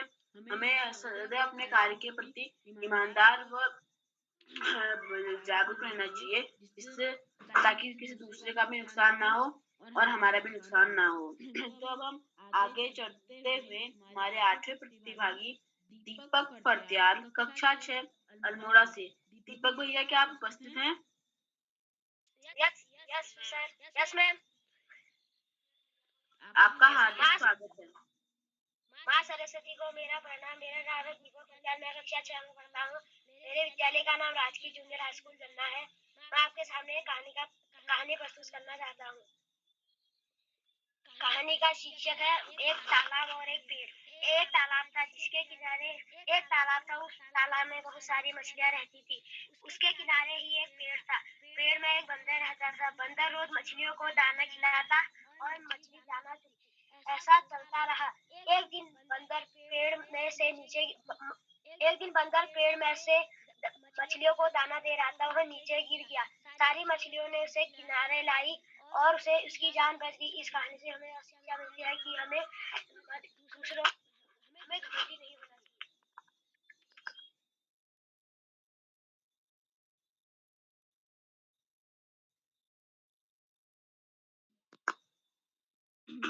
जी भाई, आपकी कहानी बहुत अच्छी रही। तो अब हम आगे चलते हुए हमारे अंतिम प्रतिभागी हिमांशु खरजियाल, कक्षा 5 अल्मोड़ा से। क्या भाई आप उपस्थित हैं? हाँ, आपका हार्दिक स्वागत है। सबसे पहले माँ सरस्वती को मेरा प्रणाम। मेरा नाम हिमांशु खरजियाल है। मैं कक्षा 5 में पढ़ता हूँ। मेरे विद्यालय का नाम राष्ट्रीय प्राथमिक विद्यालय चन्ना है। मैं आपको एक कहानी सुनाने जा रहा हूँ। कहानी का शीर्षक है आलसी भेड़िया। एक जंगल था। उस जंगल में एक भेड़ रहता था। वह बहुत आलसी भेड़ था। एक दिन उसके दादाजी ने उसे एक घंटी दी और बोला कि तुम इसे बजा देना और मैं आ जाऊंगा। और दादाजी थोड़ी दूर गए तो घंटी बज गई। दादाजी दौड़े दौड़े आए और बोले क्या हुआ? भेड़ ने बोला कि मेरे पीठ पर एक जिंदा गिर गया है, उसे उठा दो। दादाजी ने बोला इतनी सी बात के लिए तुमने मुझे बुलाया? दादाजी थोड़ी दूर और गए तो फिर घंटी बज गई। दादाजी दौड़े दौड़े आए। दादाजी ने फिर बोला क्या हुआ? दादाजी ने बोला क्या हुआ? फिर भेड़ ने बोला मेरे सिर में एक मक्खी बैठी है, उसे उड़ा दो। दादाजी ने फिर बोला कि अब तुम जितनी भी घंटी बजाओगी मैं नहीं आऊंगा। और दादाजी थोड़ी दूर गए तो घंटी बजी। दादाजी नहीं आए। दादाजी ने सोचा कि यह अभी छोटी बात के लिए बुला रही होगी, इसलिए दादाजी नहीं गए। और दादाजी जब जंगल से घर आए तो देखा भेड़ मरा हुआ था। और दादाजी को तब एहसास हुआ कि इसकी कहानी से हमें यह शिक्षा मिलती है कि हमें आलस नहीं करना चाहिए।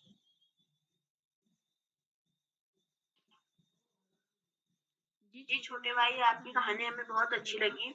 आपने हमें बताया कि हमें आलस नहीं करना चाहिए। जिस प्रकार उस भेड़ के आलस करने से उसे अपने जीवन से अपने प्राण को त्यागना पड़ा, उसी प्रकार हमें भी आलस नहीं करना चाहिए।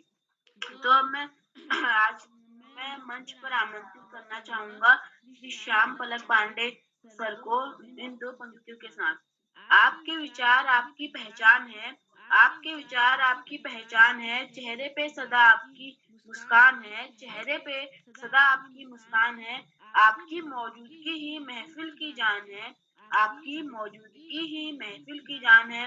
हमारी खुशकिस्मती की आप हमारे मेहमान हैं, कि आप हमारे मेहमान हैं। सर आप मंच पर सादर आमंत्रित हैं। बहुत बहुत धन्यवाद, बहुत बहुत हार्दिक आभार प्रिय पीयूष जी। और आपने बहुत सुंदर संचालन किया, आत्मविश्वास से भरा संचालन, त्रुटिहीन संचालन। और आप जो जो संचालन करते जाएंगे आपके संचालन में नया निखार आता जाएगा, नई चमक पैदा होती है। मैं आपके कुशल संचालन के लिए आपको बहुत बहुत हार्दिक बधाई देता हूँ। अपनी बात आगे बढ़ाने के पहले मैं आपसे अनुरोध करूंगा कि आप भी मंच पर आएं और अपनी कहानी सुनाएं। पीयूष जी। जी सर, आपका हार्दिक आभार कि आपने मुझे मंच पर आमंत्रित किया। सर्वप्रथम मैं ज्ञानदायिनी माँ शारदा के चरणों में कोटि कोटि नमन करता हूँ। मेरा नाम पीयूष पांडे है। मैं कक्षा 9वीं का छात्र हूँ। मेरे विद्यालय का नाम राजकीय इंटर कॉलेज चौरा हॉलबाग है। जैसा कि आप सभी जानते हैं, आज कहानी वाचन कार्यशाला है। तो अब मैं आगे बढ़ते हुए आपको अपनी कहानी सुनाता हूँ। मेरी कहानी का शीर्षक है मूर्खों की नगरी।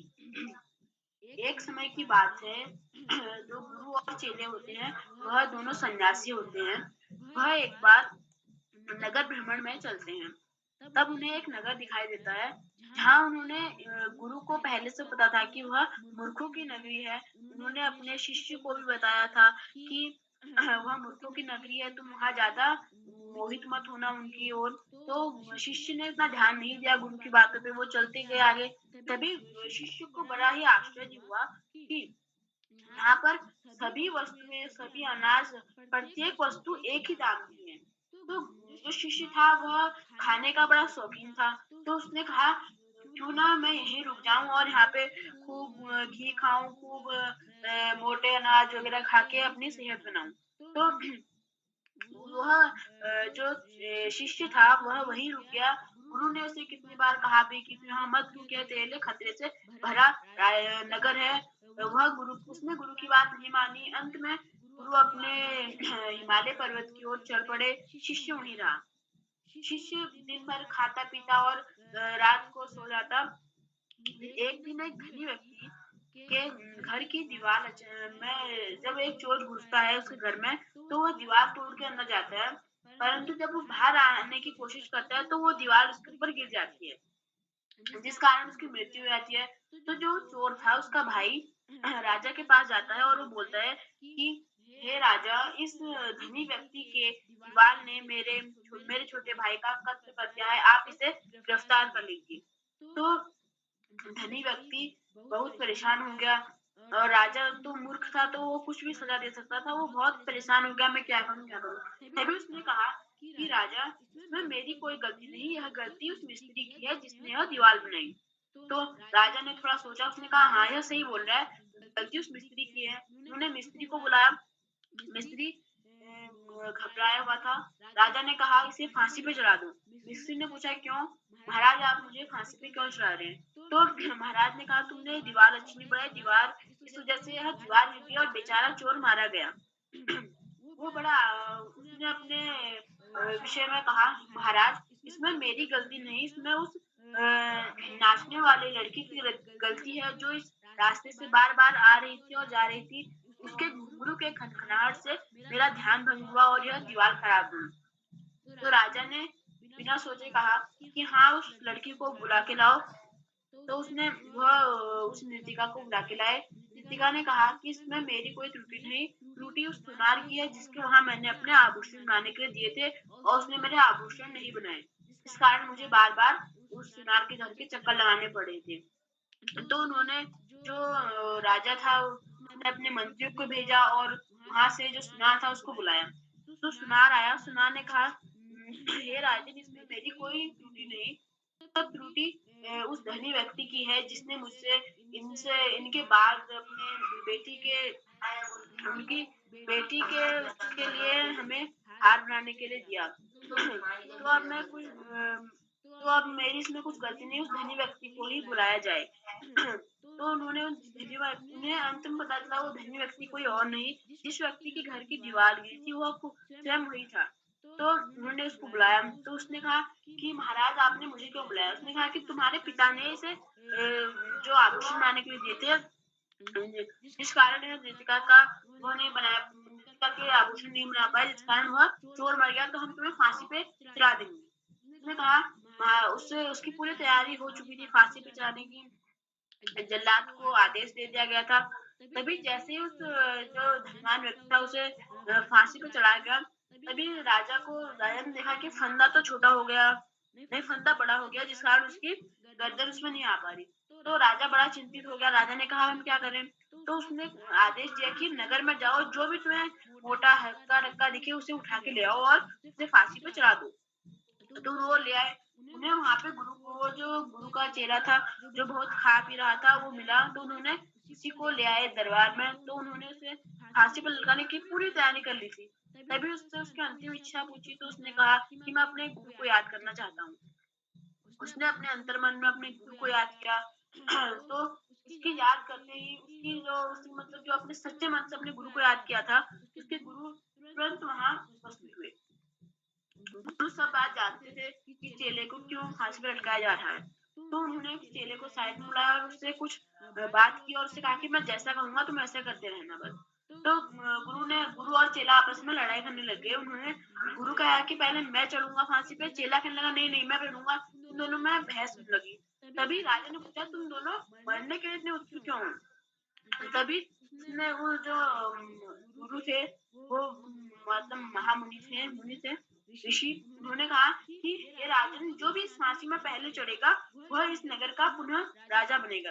तो राजा तो मूर्ख था, उसके मन में फिर लोभ उत्पन्न हुआ। उसने कहा क्यों ना इन दोनों से अच्छा है मैं और मेरे मंत्री दोबारा फांसी में चढ़ जाएं और दोबारा राजा बन जाएं। तो राजा ने उनको तो वहां से रिहा कर दिया और जल्लाद को पहले आदेश दे दिया एक दिन पहले कि रात को ठीक 12 बजे इनको फांसी दी जाएगी। और जो राजा और मंत्री थे, राजा ने गुरु का भेष लिया और मंत्री ने चेले का भेष लिया। वो ठीक रात के 12 बजे जल्लाद के पास पहुंच गए। तो जल्लाद ने उन्हीं को फांसी पे लटका दिया।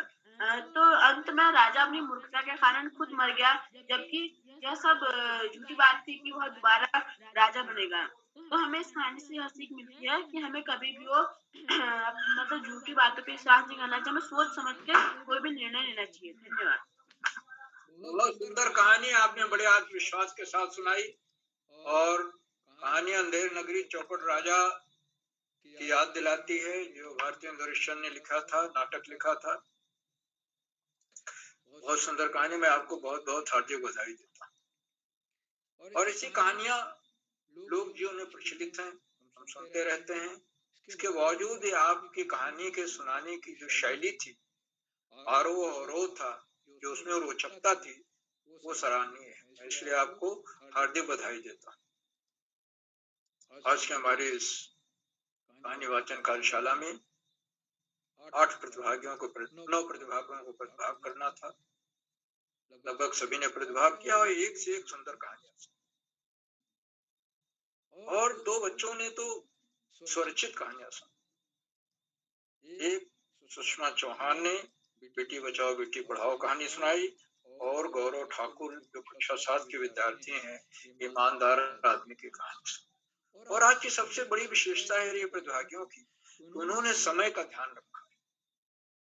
समय दिया गया था 4 से 5 मिनट और उसी के आसपास उन्होंने अपनी कहानी सुनाने का प्रयास किया। बहुत सुंदर कहानी वाचन, मैं सभी को बहुत बहुत हार्दिक बधाई।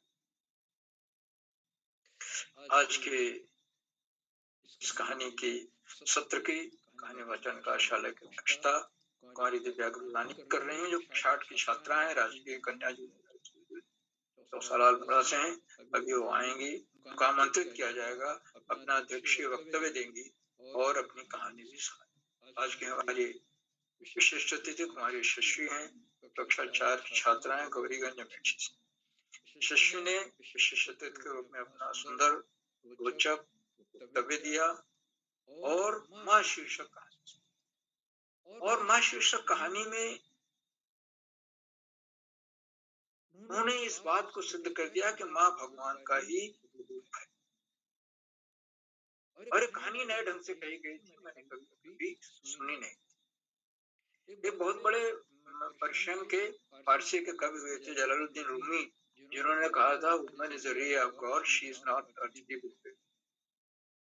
नारी भगवान की दिव्य भगवान की किरण आई, भगवान से निकली हुई किरण की तरह है, आलोक की तरह, प्रकाश की तरह है। वो क्रिएट करती है, वो जन्म देती है, वो जन्म नहीं लेती। तो बहुत सारी बातें कही गई हैं। माँ का दर्जा तो बहुत ही ऊपर है। बहुत सुंदर कहानी सुनाई हमारी यशस्वी ने, मैं उनको बहुत बहुत हार्दिक बधाई देता हूँ सुंदर वक्तव्य के लिए और कहानी पाठ के लिए। आज के हमारे मुख्य अतिथि डॉक्टर नीलम राकेश जी हैं, जो लखनऊ से हैं, वरिष्ठ साहित्यकार हैं, वरिष्ठ कहानीकार हैं। और आपने इस सत्र में पहले भी जुड़ी हैं और आपने किरौला जी के प्रयासों की सराहना की और इस बात को बच्चों को बताया कि जीवन में आगे बढ़ने के लिए लगन और समर्पण होना चाहिए, साथ ही साथ दृष्टिबोध भी होना चाहिए। कहानी हमारे समाज का दर्पण होती है, समाज से अलग नहीं होती है। कहानी के कुछ तत्व होते हैं, वही कहानी कम अच्छी, बहुत अच्छी और क्यों अच्छी होती है, ये हम पढ़ करके सुन करके ही जानते। लेकिन कहानी वाचन के में आरोह अवरोह जरूर होना चाहिए। इसी के साथ कहानी के तत्व भी होने चाहिए, उसमें रोचकता होनी चाहिए, नवीनता होनी चाहिए। साथ साथ हम कहानी में संदेश क्या देते ये भी होना चाहिए। कहानी कहने की कला होनी चाहिए और कहानी कहना तभी सार्थक माना जाएगा जबकि सुनने वाले को रोचक लगे। उन्होंने एक उदाहरण देकर समझाया कि चीज को दो तरीके से कैसे, एक सपाट है, दूसरा कैसे रोचक बन जाती है। उसके विभिन्न तरीके से उतार चढ़ाव के साथ जब वो बात कही गई। आदरणीय मुख्यतिथि महोदया ने आज बच्चों को कहानी लेखन के बारे में जो बताया उसके प्रति बहुत बहुत हार्दिक आभार व्यक्त करता हूँ। और उन्होंने बहुमूल्य समय से हमें समय दिया, अभी भी बनी हुई है। और उन्होंने बड़ी नई नई बातें कही, क्योंकि मेरे ख्याल से जो भी बच्चे से जुड़े हुए हैं उन्होंने जरूर सुना होगा और उसी हिसाब से कहानी लेखन में उसका समावेश करें। आदरणीय मुख्यतिथि महोदया के प्रति मैं बाल प्रहरी परिवार की ओर से बहुत बहुत हार्दिक आभार व्यक्त करता हूँ। साथियों, इन कार्यक्रमों से उत्तराखंड में शिक्षा विभाग के उपनिदेशक और शिक्षाविद आदरणीय आकाश सरस्वत जी प्रतिदिन जुड़ते हैं, आज भी जुड़े। और उन्होंने बताया कि ये जो कार्यशालाएं हैं, बाल प्रहरी की कार्यशालाएं सॉरी, वो बच्चों के व्यक्तित्व के विकास में आमूलचूल परिवर्तन ला। इनका उदय आज से 3 साल पहले कोरोना काल में हुआ था, 14 सितंबर 2020 को। लेकिन ये आज बच्चों के व्यक्तित्व में मुख्य विकास कर, आज उनके जीवन में मील का पत्थर साबित हो रहा। उन्होंने प्राचीन काल के कहानीकार, संस्कृत भाषा के बड़े कहानीकार विष्णु शर्मा का उल्लेख किया, जिन्होंने पंचतंत्र की रचना की, राजकुमारों की शिक्षा दी। और आधुनिक काल के सबसे बड़े जो कहानी के सम्राट माने गए मुंशी प्रेमचंद जी, उनकी चर्चा की। ये दोनों ही हमारे लिए बहुत ही महत्वपूर्ण कहानीकारों के लिए। पंचतंत्र भी महत्वपूर्ण है और आधुनिक काल के कहानी सम्राट मुंशी प्रेमचंद की कहानियां भी, क्योंकि मानसरोवर में संकलित। आदरणीय सरस्वत जी ने ये बात हमेशा रेखांकित करते हैं कि पढ़ाई का कोई विकल्प नहीं है और सफलता का कोई शॉर्टकट नहीं है। हमें सतत और नियमित अध्ययन करना और तभी हम आगे बढ़ सकते हैं। मगर पाठ्य पुस्तक से इतर पुस्तकें पढ़ें और एक आदर्श जीवन जीने का प्रयास करें। मैं आदरणीय सरस्वत जी के प्रेरणादायक बंधन के लिए उनके प्रति बहुत बहुत हार्दिक आभार व्यक्त करता हूँ। मित्रों, इन कार्यक्रमों से खंडवा से डाइट में सीनियर व्याख्याता के पद पर कार्यरत आदरणीय डॉक्टर शिवकुमार नेगी जी जुड़ते हैं। उन्होंने चैट बॉक्स का उत्तरदायित्व तो संभाल रखा है। उनकी सुंदर, रोचक, उत्साहवर्धक टिप्पणियां आती रही। बच्चे उनकी प्रतीक्षा करते हैं। उनकी टिप्पणियां हमारा मनोबल बढ़ाती हैं। आज भी उनकी टिप्पणियां आ रही हैं। मैं उनको हार्दिक नमन करता हूँ और उनका प्रतीक्षा, स्वागत, अभिनंदन और वंदन करता हूँ। आज अपना आशीर्वाद वचन भी देंगे। मित्रों, इन कार्यशालाओं से देश के 16-17 प्रांतों के अनेक कवि, कहानीकार, साहित्य प्रेमी, मनीषी और चिंतक भी हैं। कुछ नाम जो पटल पर है इस प्रकार हैं। आदरणीय सुमित श्रीवास्तव जी, जामू मेठी, उत्तर प्रदेश। आदरणीय नरेंद्र पाल सिंह जी, आदरणीय गंगारिया मैडम, बेरीना पिथौरागढ़ से। आदरणीय योगेश्वर सिंह जी, आदरणीय कमल किशोर जोशी जी, आदरणीय सविता वैश्य मैडम, आदरणीय रेखा वर्मा मैडम, आदरणीय प्रकाश पांडे जी कनखल हरिद्वार से। आदरणीय हेमंत चौकियाल जी, आदरणीय भगवती गोसाई मैडम, आदरणीय डॉक्टर रश्मि पांडा जी, आदरणीय इंदु गुप्ता जी, आदरणीय इंदु गुप्ता मैडम, और 16-17-500 से जुड़ने वाले अन्य विद्वान शिक्षक और विशेष शिक्षक आए। आप सब प्रतिदिन हमारे कार्यक्रमों से जुड़ते हैं और जुड़कर हमारा मार्गदर्शन करते हैं सुंदर सुंदर टिप्पणियों से। हम आपके जुड़ने से हमारे कार्यक्रमों को चार चांद लग जाते हैं, नई गरिमा मिल जाती है, हमारे अंदर नूतन ऊर्जा का प्रवाह होने लगता है। हम आपके इस लगातार मिलने वाले सहयोग के प्रति बहुत बहुत हार्दिक आभार। साथियों, जहाँ बच्चे हों, अभिभावकों का होना अनिवार्य है। और बच्चे जो जिस ढंग से बच्चों ने कहानियां सुनाई, याद की हैं और समय का पालन किया, 4 से 5 मिनट के बीच उनकी कहानियों का समय रहा है, निश्चित रूप से इसमें अभिभावकों का बहुत ही महत्वपूर्ण योगदान। बच्चे खूब अभ्यास करके आए थे और उन्होंने अच्छी अच्छी कहानियां सुनी थी, ऐसी कहानियां सुनी थी जो हमने तो पहले नहीं सुनी, बिल्कुल नई कहानियां। और फिर निश्चित रूप से उन्होंने अभिभावकों का सहयोग लिया हुआ, क्योंकि अभिभावक ही वो महत्वपूर्ण कड़ी हैं जो बच्चों को Android phone, laptop, tablet, iPhone या पीसी वगैरह मुहैया कराते हैं, एकांत कक्ष मुहैया कराते हैं और तब बच्चे अपनी प्रस्तुति दे पाते हैं। और इन कार्यशालाओं से यूकेजी से लेकर के कक्षा 12 तक के बच्चे जुड़े, ये अपने आप में एक बहुत ही बड़ी बात है।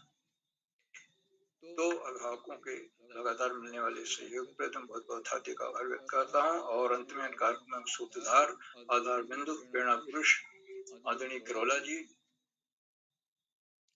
जो एक के बाद एक रोचक, सरस और नए कार्यक्रम करते जा रहे हैं। अब ये कहानी वाचन कार्यशाला का दूसरा दिन था और कल भी थी कहानी वाचन कार्यशाला का पहला दिन था। कल 4 बच्चों ने सुरक्षित कहानी सुनाई थी, आज 2 बच्चों ने सुरक्षित कहानी सुनाई। कल कुछ बच्चों ने समय सीमा का ध्यान नहीं रखा, लेकिन आज सबने करीब करीब समय सीमा का ध्यान रखा और समय के अंदर अपनी कहानी सुना दी, बहुत अच्छी तरीके से सुनाई, बड़े अभ्यास के बाद सुनाई। तो आदरणीय किरोला जी के प्रयासों को मैं कोटशा नमन करता हूँ, वंदन करता हूँ, अभिनंदन करता हूँ और अधिक समय न लेकर अपनी वाणी को विराम देते हुए मंच का बहुत सुंदर संचालन कर रहे श्री पीयूष पांडे जी को मंच सौंपता हूँ। बहुत बहुत धन्यवाद, बहुत बहुत हार्दिक आभार। पीयूष जी। जी सर, आपने हमें अपने आशीर्वचनों से प्रेरित किया, हमें बहुत अच्छा लगा।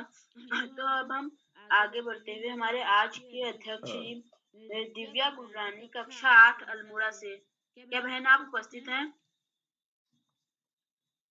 दिव्या गुररानी जी, आपका हार्दिक स्वागत है। जी धन्यवाद। सर्वप्रथम मैं माँ शारदे को नमन करती हूँ। मेरा नाम दिव्या गुररानी है, मैं कक्षा 8 की छात्रा हूँ। मेरे विद्यालय का नाम राजकीय कन्या जूनियर हाई स्कूल चौसाला है। मैं सर्वप्रथम मैं उदय करोला सर और तथा सभी शिक्षक प्रांगण को मेरा प्रणाम। मैं 751वें कार्यशाला की दूसरी बार अध्यक्षता कर रही हूँ। मैं उदय करोला सर का धन्यवाद करती हूँ कि उन्होंने मुझे ये शुभ अवसर देने का कष्ट किया। और मैं आज की मुख्य अतिथि डॉक्टर नीलम राकेश जी और विशिष्ट अतिथि मेरी छोटी बहन कुमारी यशस्वी और संचालन कर रहे मेरे बड़े भाई पीयूष पांडे कक्षा 8 को मैं हार्दिक शुभकामनाएं देती हूँ। तो मुझे आज सभी की कहानियां बहुत अच्छी लगी। कुछों की विशेष थी। भूमिका जी की लोक कथा भी अच्छी थी। नम्रता जी ने गणेश के आधारित कहानी सुनाई और आत्मविश्वास के साथ सुनाई और अच्छी लगी। और सबसे बड़ी सीख से हमें बहुत शिक्षा मिली। और मुझे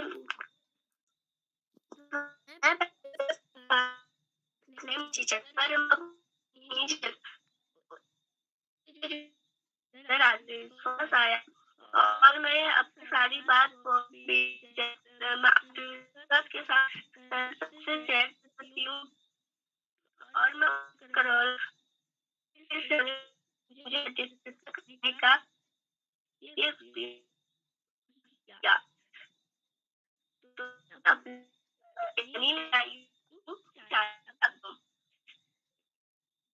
एक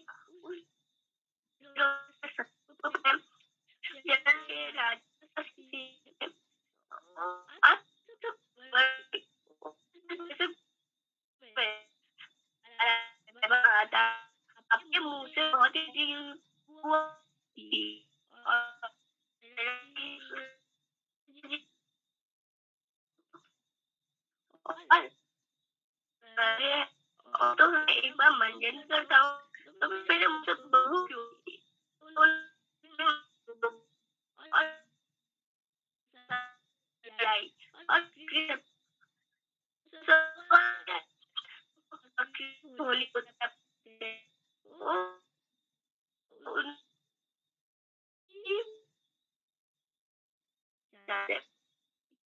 क्या बना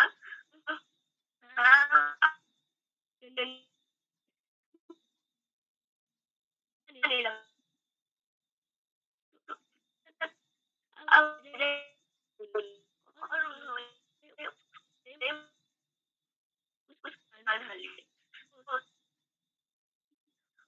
बकरी दे और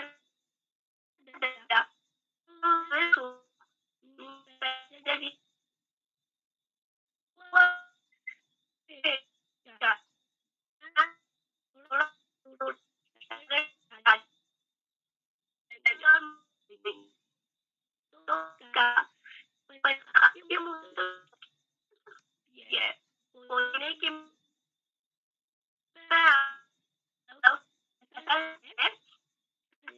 ऐसा कि मैं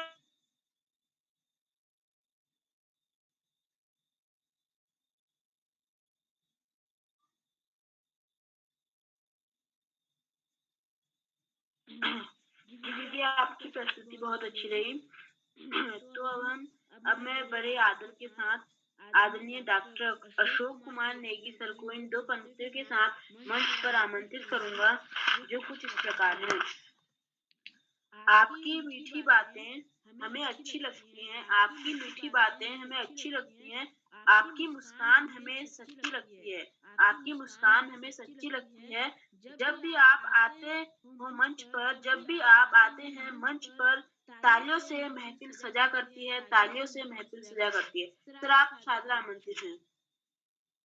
पीयूष भैया बहुत बधाई आपको, ढेर सारी शुभकामनाएं और आपके संचालन कला कौशल को मैं सलाम करता हूँ, सैल्यूट करता हूँ।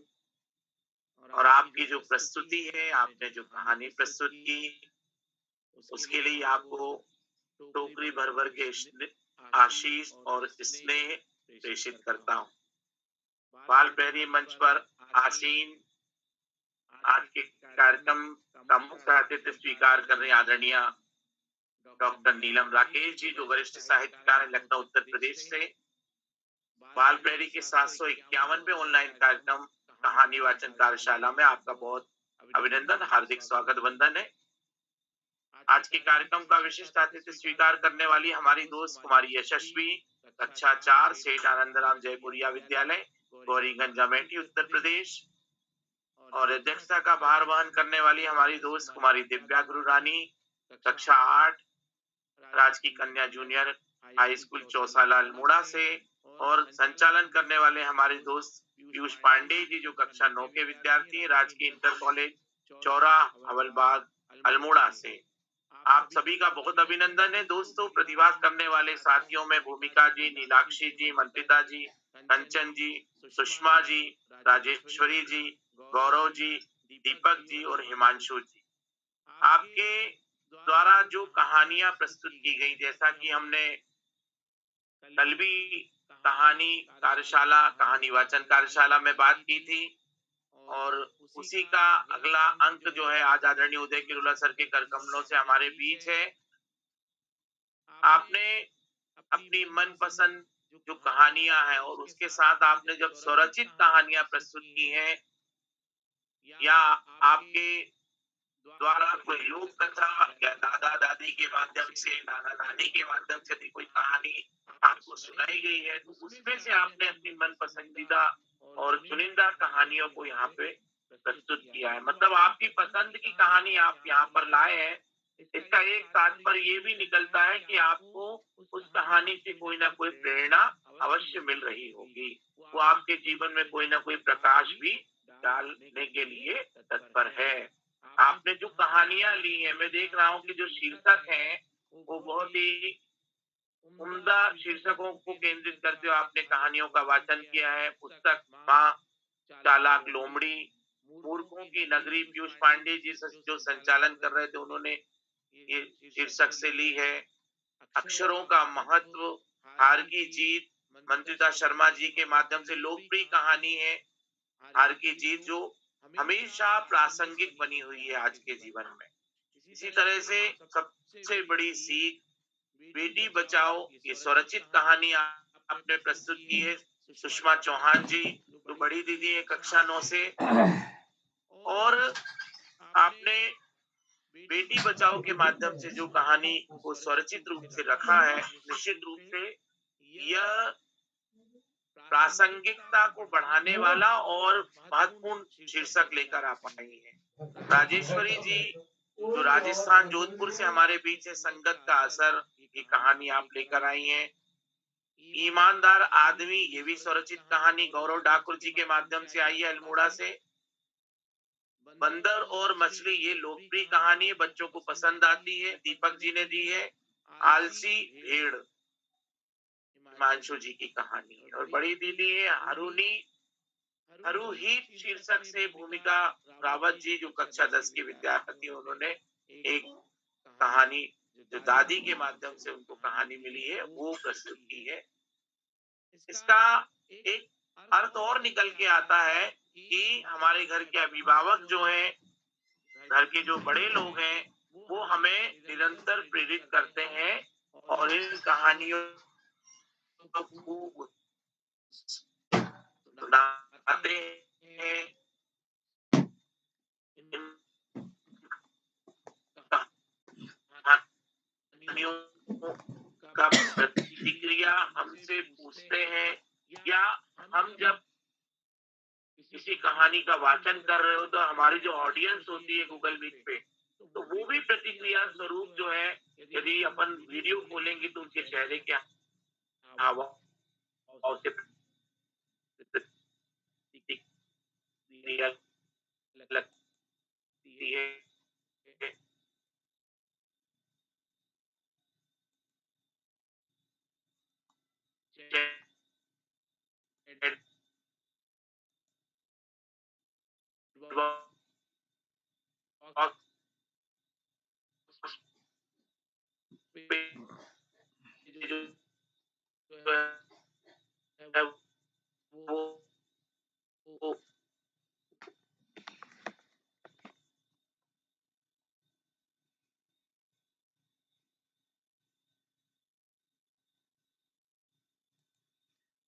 वो लिखित विवेक के रूप में नेगी सर का नेट गड़बड़ चल रहा है। जी सर। और हाँ, यदि आपकी कहानी में, जैसा कि आदरणीय नीलम जी ने बात रखी कि आप वाचन करते तो किन चीजों का लेखनी को चलाते हैं और अभिव्यक्ति कला कौशल को आगे बढ़ाते हैं, तो हम निश्चित रूप से सफलता के पायदानों पर निरंतर शिखर की ओर। महाराष्ट्र में तिलक जी के माध्यम से हुई थी और राष्ट्रीय एकता के प्रतीक के रूप में भगवान गणेश की मूर्ति की स्थापना से पूरे भारतवर्ष में शुरुआत हो चुकी है और 10 दिन जो है गणेशोत्सव की धूम है। और गणेशोत्सव में हमारे जो मोहल्ले में हम देखें तो वहां पे नाटक है, कविता पाठ है, रोल प्ले है, मिमिक्री है, कवि सम्मेलन है, ये तरह तरह की विभिन्न विधाओं पे, मंचों पे आयोजन होते हैं और बच्चों को भी उसमें अवसर मिलते हैं। तो ये मंच भी हमारी कला कौशल को विकसित करने का एक माध्यम बन गया है। इसी तरह से दुर्गोत्सव में भी ये चीजें होती है। तो मैं आज के कार्यक्रम की सहभागिता के लिए सभी बच्चों को एक बार पुनः बधाइयां देता हूँ, शुभकामनाएं प्रेषित करता हूँ। आज के कार्यक्रम में आदरणीय आकाश सर का हमेशा प्रेरित और ऊर्जा भरा मार्गदर्शन के लिए मैं कोटि से वंदन, अभिनंदन, प्रणाम निवेदित करता हूँ। और वरिष्ठ मार्गदर्शक के रूप में हमारे बीच हमेशा उपस्थित रहने वाले आदरणीय श्यामल पांडे सर, जिनकी उपस्थिति से, जिनकी टिप्पणियों से हम सभी जो है प्रेरणा लेते हैं, मार्गदर्शन प्राप्त करते हैं। आपका भी हम कोटि से वंदन, अभिनंदन और प्रणाम निवेदित करते हैं। हम सभी को एक सूत्रता में बांधे रखने वाले आदरणीय उदय किरोला सर, जिनके माध्यम से पूरे देश के बच्चे, अभिभावक और शिक्षक, साहित्य साधक जुड़ते हैं और आज जुड़े हुए हैं। मैं आदरणीय उदय किरोला सर के ऋषिवत तपश्चर्या को प्रणाम करता हूँ और साधुवाद प्रेषित करता हूँ। और इसी के साथ एक बार पुनः आप सभी को गणेश उत्सव की शुभकामनाएं देते हुए आज अभी जो मंच पर विराजमान साथी हैं, मैं उनको भी, अभिभावकों को सभी को प्रणाम करता हूँ। दीपा जी, आदरणीय दिनेश पांडे जी, डॉक्टर रेशमी पांडे जी, आदरणीय गंगा आर्या जी, हर्षित जी, आदरणीय हेमंत चौकियाल जी, आदरणीय इंदु गुप्ता जी, नरेंद्र पाल सिंह जी, आदरणीय नीलम जी, पीयूष पांडे जी, राकेश पांडे जी, रमेश बिष्ट जी, आदरणीय रेखा वर्मा जी, संतोष मालवीय जी, आदरणीय सुमित श्रीवास्तव जी, जामू अमेठी से आप सभी का बहुत अभिनंदन और बाल प्रहरी के प्रति आपका स्नेह है, जो प्रेम है, वो यूं ही बना रहे। इसी शुभकामनाओं के साथ मैं अपनी वाणी को विराम देते हुए शुभ रात्रि के साथ मंच सुंदर संचालन करने वाले हमारे दोस्त पीयूष जी को सौंपता हूँ। पीयूष जी, बहुत बहुत धन्यवाद, बहुत आभार, शुभ रात्रि। पीयूष भैया। जी सर, आपका हार्दिक आभार कि आपने हमें अपने सुंदर शब्दों के साथ हमें प्रेरित किया और आप प्रतिदिन हमें चैट बॉक्स में सुंदर सुंदर वाक्यों शब्दों द्वारा हमें संबोधित करते हैं। हमें बहुत अच्छा लगता है, हमें बहुत प्रसन्नता होती है। तो अब मैं अंत में इन दो पंक्तियों के साथ मंच श्री आदरणीय उदय केवड़ा सर को सौंपूंगा। जीत जाएंगे हम जीवन की जंग, जीत जाएंगे हम जीवन की जंग, अगर आशीष आपका साथ रहा, अगर आशीष आपका साथ रहा। इस कार्यशाला के सीख का भंडार है आप, इस कार्यशाला के सीख के भंडार हैं आप, इस मंच पर सादर आमंत्रित हैं आप, इस मंच पर सादर आमंत्रित हैं आप। जी पीयूष भाई, बहुत सुंदर आपने संचालन किया। पहले बार आपने संचालन किया तो मैं आपको बधाई देती हूँ। एक बार मैं अपने आज के मुख्य अतिथि डॉक्टर नीलम राकेश जी का विशेष रूप से आभार व्यक्त करता हूँ। उन्होंने पूरा समय हमारे नन्हे मुन्ने दोस्तों को दिया और उन्होंने एक कहानीकार के नाते कहानी पर जो बातचीत करी, कहानी के कहने के माध्यम की बात करी, वो कहीं न कहीं बच्चों के लिए तो प्रेरणादायक है कि हम बड़े लोगों के लिए भी कहीं न कहीं सीखने की बात है। तो मैं आपका आभार व्यक्त करता हूँ, आपने समय दिया और आज काफ़ी दिन से आप हमारे साथ जुड़ पाई हैं। तो आपका स्नेह हमको भविष्य में मिलता रहेगा। मैं सोचता हूँ आज छूटे हुए साथी कोई नहीं है, लगभग सभी का नंबर आ गया है। तो इस कहानी वाचन कार्यशाला के दूसरे चरण में को हम समाप्ति की ओर ले जाते हैं। क्या आयुष जी लाइन में हैं क्या? सुमित सर? जी सर। हाँ, तो आयुष, आवाज आ रही है? हाँ, आयुष जी को पर्दा खोला जाए। जी, आयुष जी प्रकट हों।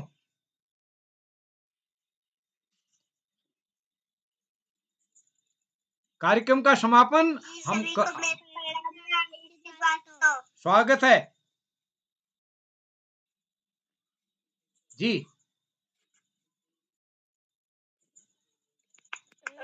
कर्पूर गौरम करुणावतारम संसार तारम भुजगेन्द्रहारम सदा वसंतम हृदयारविंदे भवम भवानी सहितं नमामि, भवम भवामी सहितं नमामि। आवाहनं न जानामि न जानामि विसर्जनं पूजामि च न जानामि सम्पदां परमेश्वरी मन्त्रहीनं क्रियाहीनं भक्तिहीनं यदि पूजितं मया देवी परिपूर्णं तदस्तु मे। पापोऽहं पापकर्माहं पापात्मा पापसम्भवा सर्वदा माता पापहरो भव। नानी तेरी मोरनी को जी स्वागत है। नानी वाला गाना होगा आज। नानी तेरी मोरनी को मोर ले गए, बाकी जो बचा था काले चोर ले गए। अच्छी नानी प्यारी नानी रूसा रूसी छोड़ दो, जल्दी से एक पैसा तू कंजूसी छोड़ दो। जी सर, धन्यवाद। वो यार अच्छी नानी यार क्या बात है यार, पूरा तो गाना गाया नहीं यार। कितने दिन बाद आप जुड़े हैं, क्या गजब का डांस यार है। अरे कमर भी लचकाई के, क्या बात है यार, कमर भी लचका के। ओए होए होए होए, क्या गजब का डांस है यार, क्या गजब का। ओए होए होए, क्या गजब का यार डांस। बहुत अच्छा था, बच्चे का बहुत ही अच्छा था। जी, तो आयुष जी हमारे या तो उद्घाटन करते हैं, नीलम जी मैं आपके संज्ञान में, आयुष जी या तो उद्घाटन करते हैं या समापन करते हैं। उनका स्वास्थ्य ठीक नहीं था, कल वो जो नहीं जुड़ पाए थे, लेकिन आज उन्होंने शुरू में कहा था कि आज लास्ट में रहेंगे। तो हमारी इस पटल की शान है आयुष जी। तो मैं आयुष जी का विशेष रूप से, आयुष जी को कल श्लोक वाचन में भी उनका नाम रखा गया है, तो कल वो प्रतिभागी भी होंगे श्लोक वाचन में। तो एक बार मैं सभी मित्रों का आभार व्यक्त करता हूँ, आप सबका स्नेह बना रहेगा।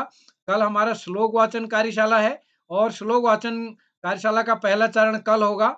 और बृहस्पति शुक्र हम छुट्टी करते हैं, तो इसलिए जो साथी जिनका नाम कल की सूची में नहीं होगा वो शनिवार को हम उनका नाम जोड़ेंगे। तो लंबी सूची है, संभवतः 2 दिन की तो पूरी बन ही चुकी है, शायद तीसरी भी बन जाए, क्योंकि मना किया था अब शेयर ना करें, उसके बाद भी काफ़ी लोगों के शेयर हैं, तो हो सकता है तीसरा दिन भी हो श्लोक वाचन वाला।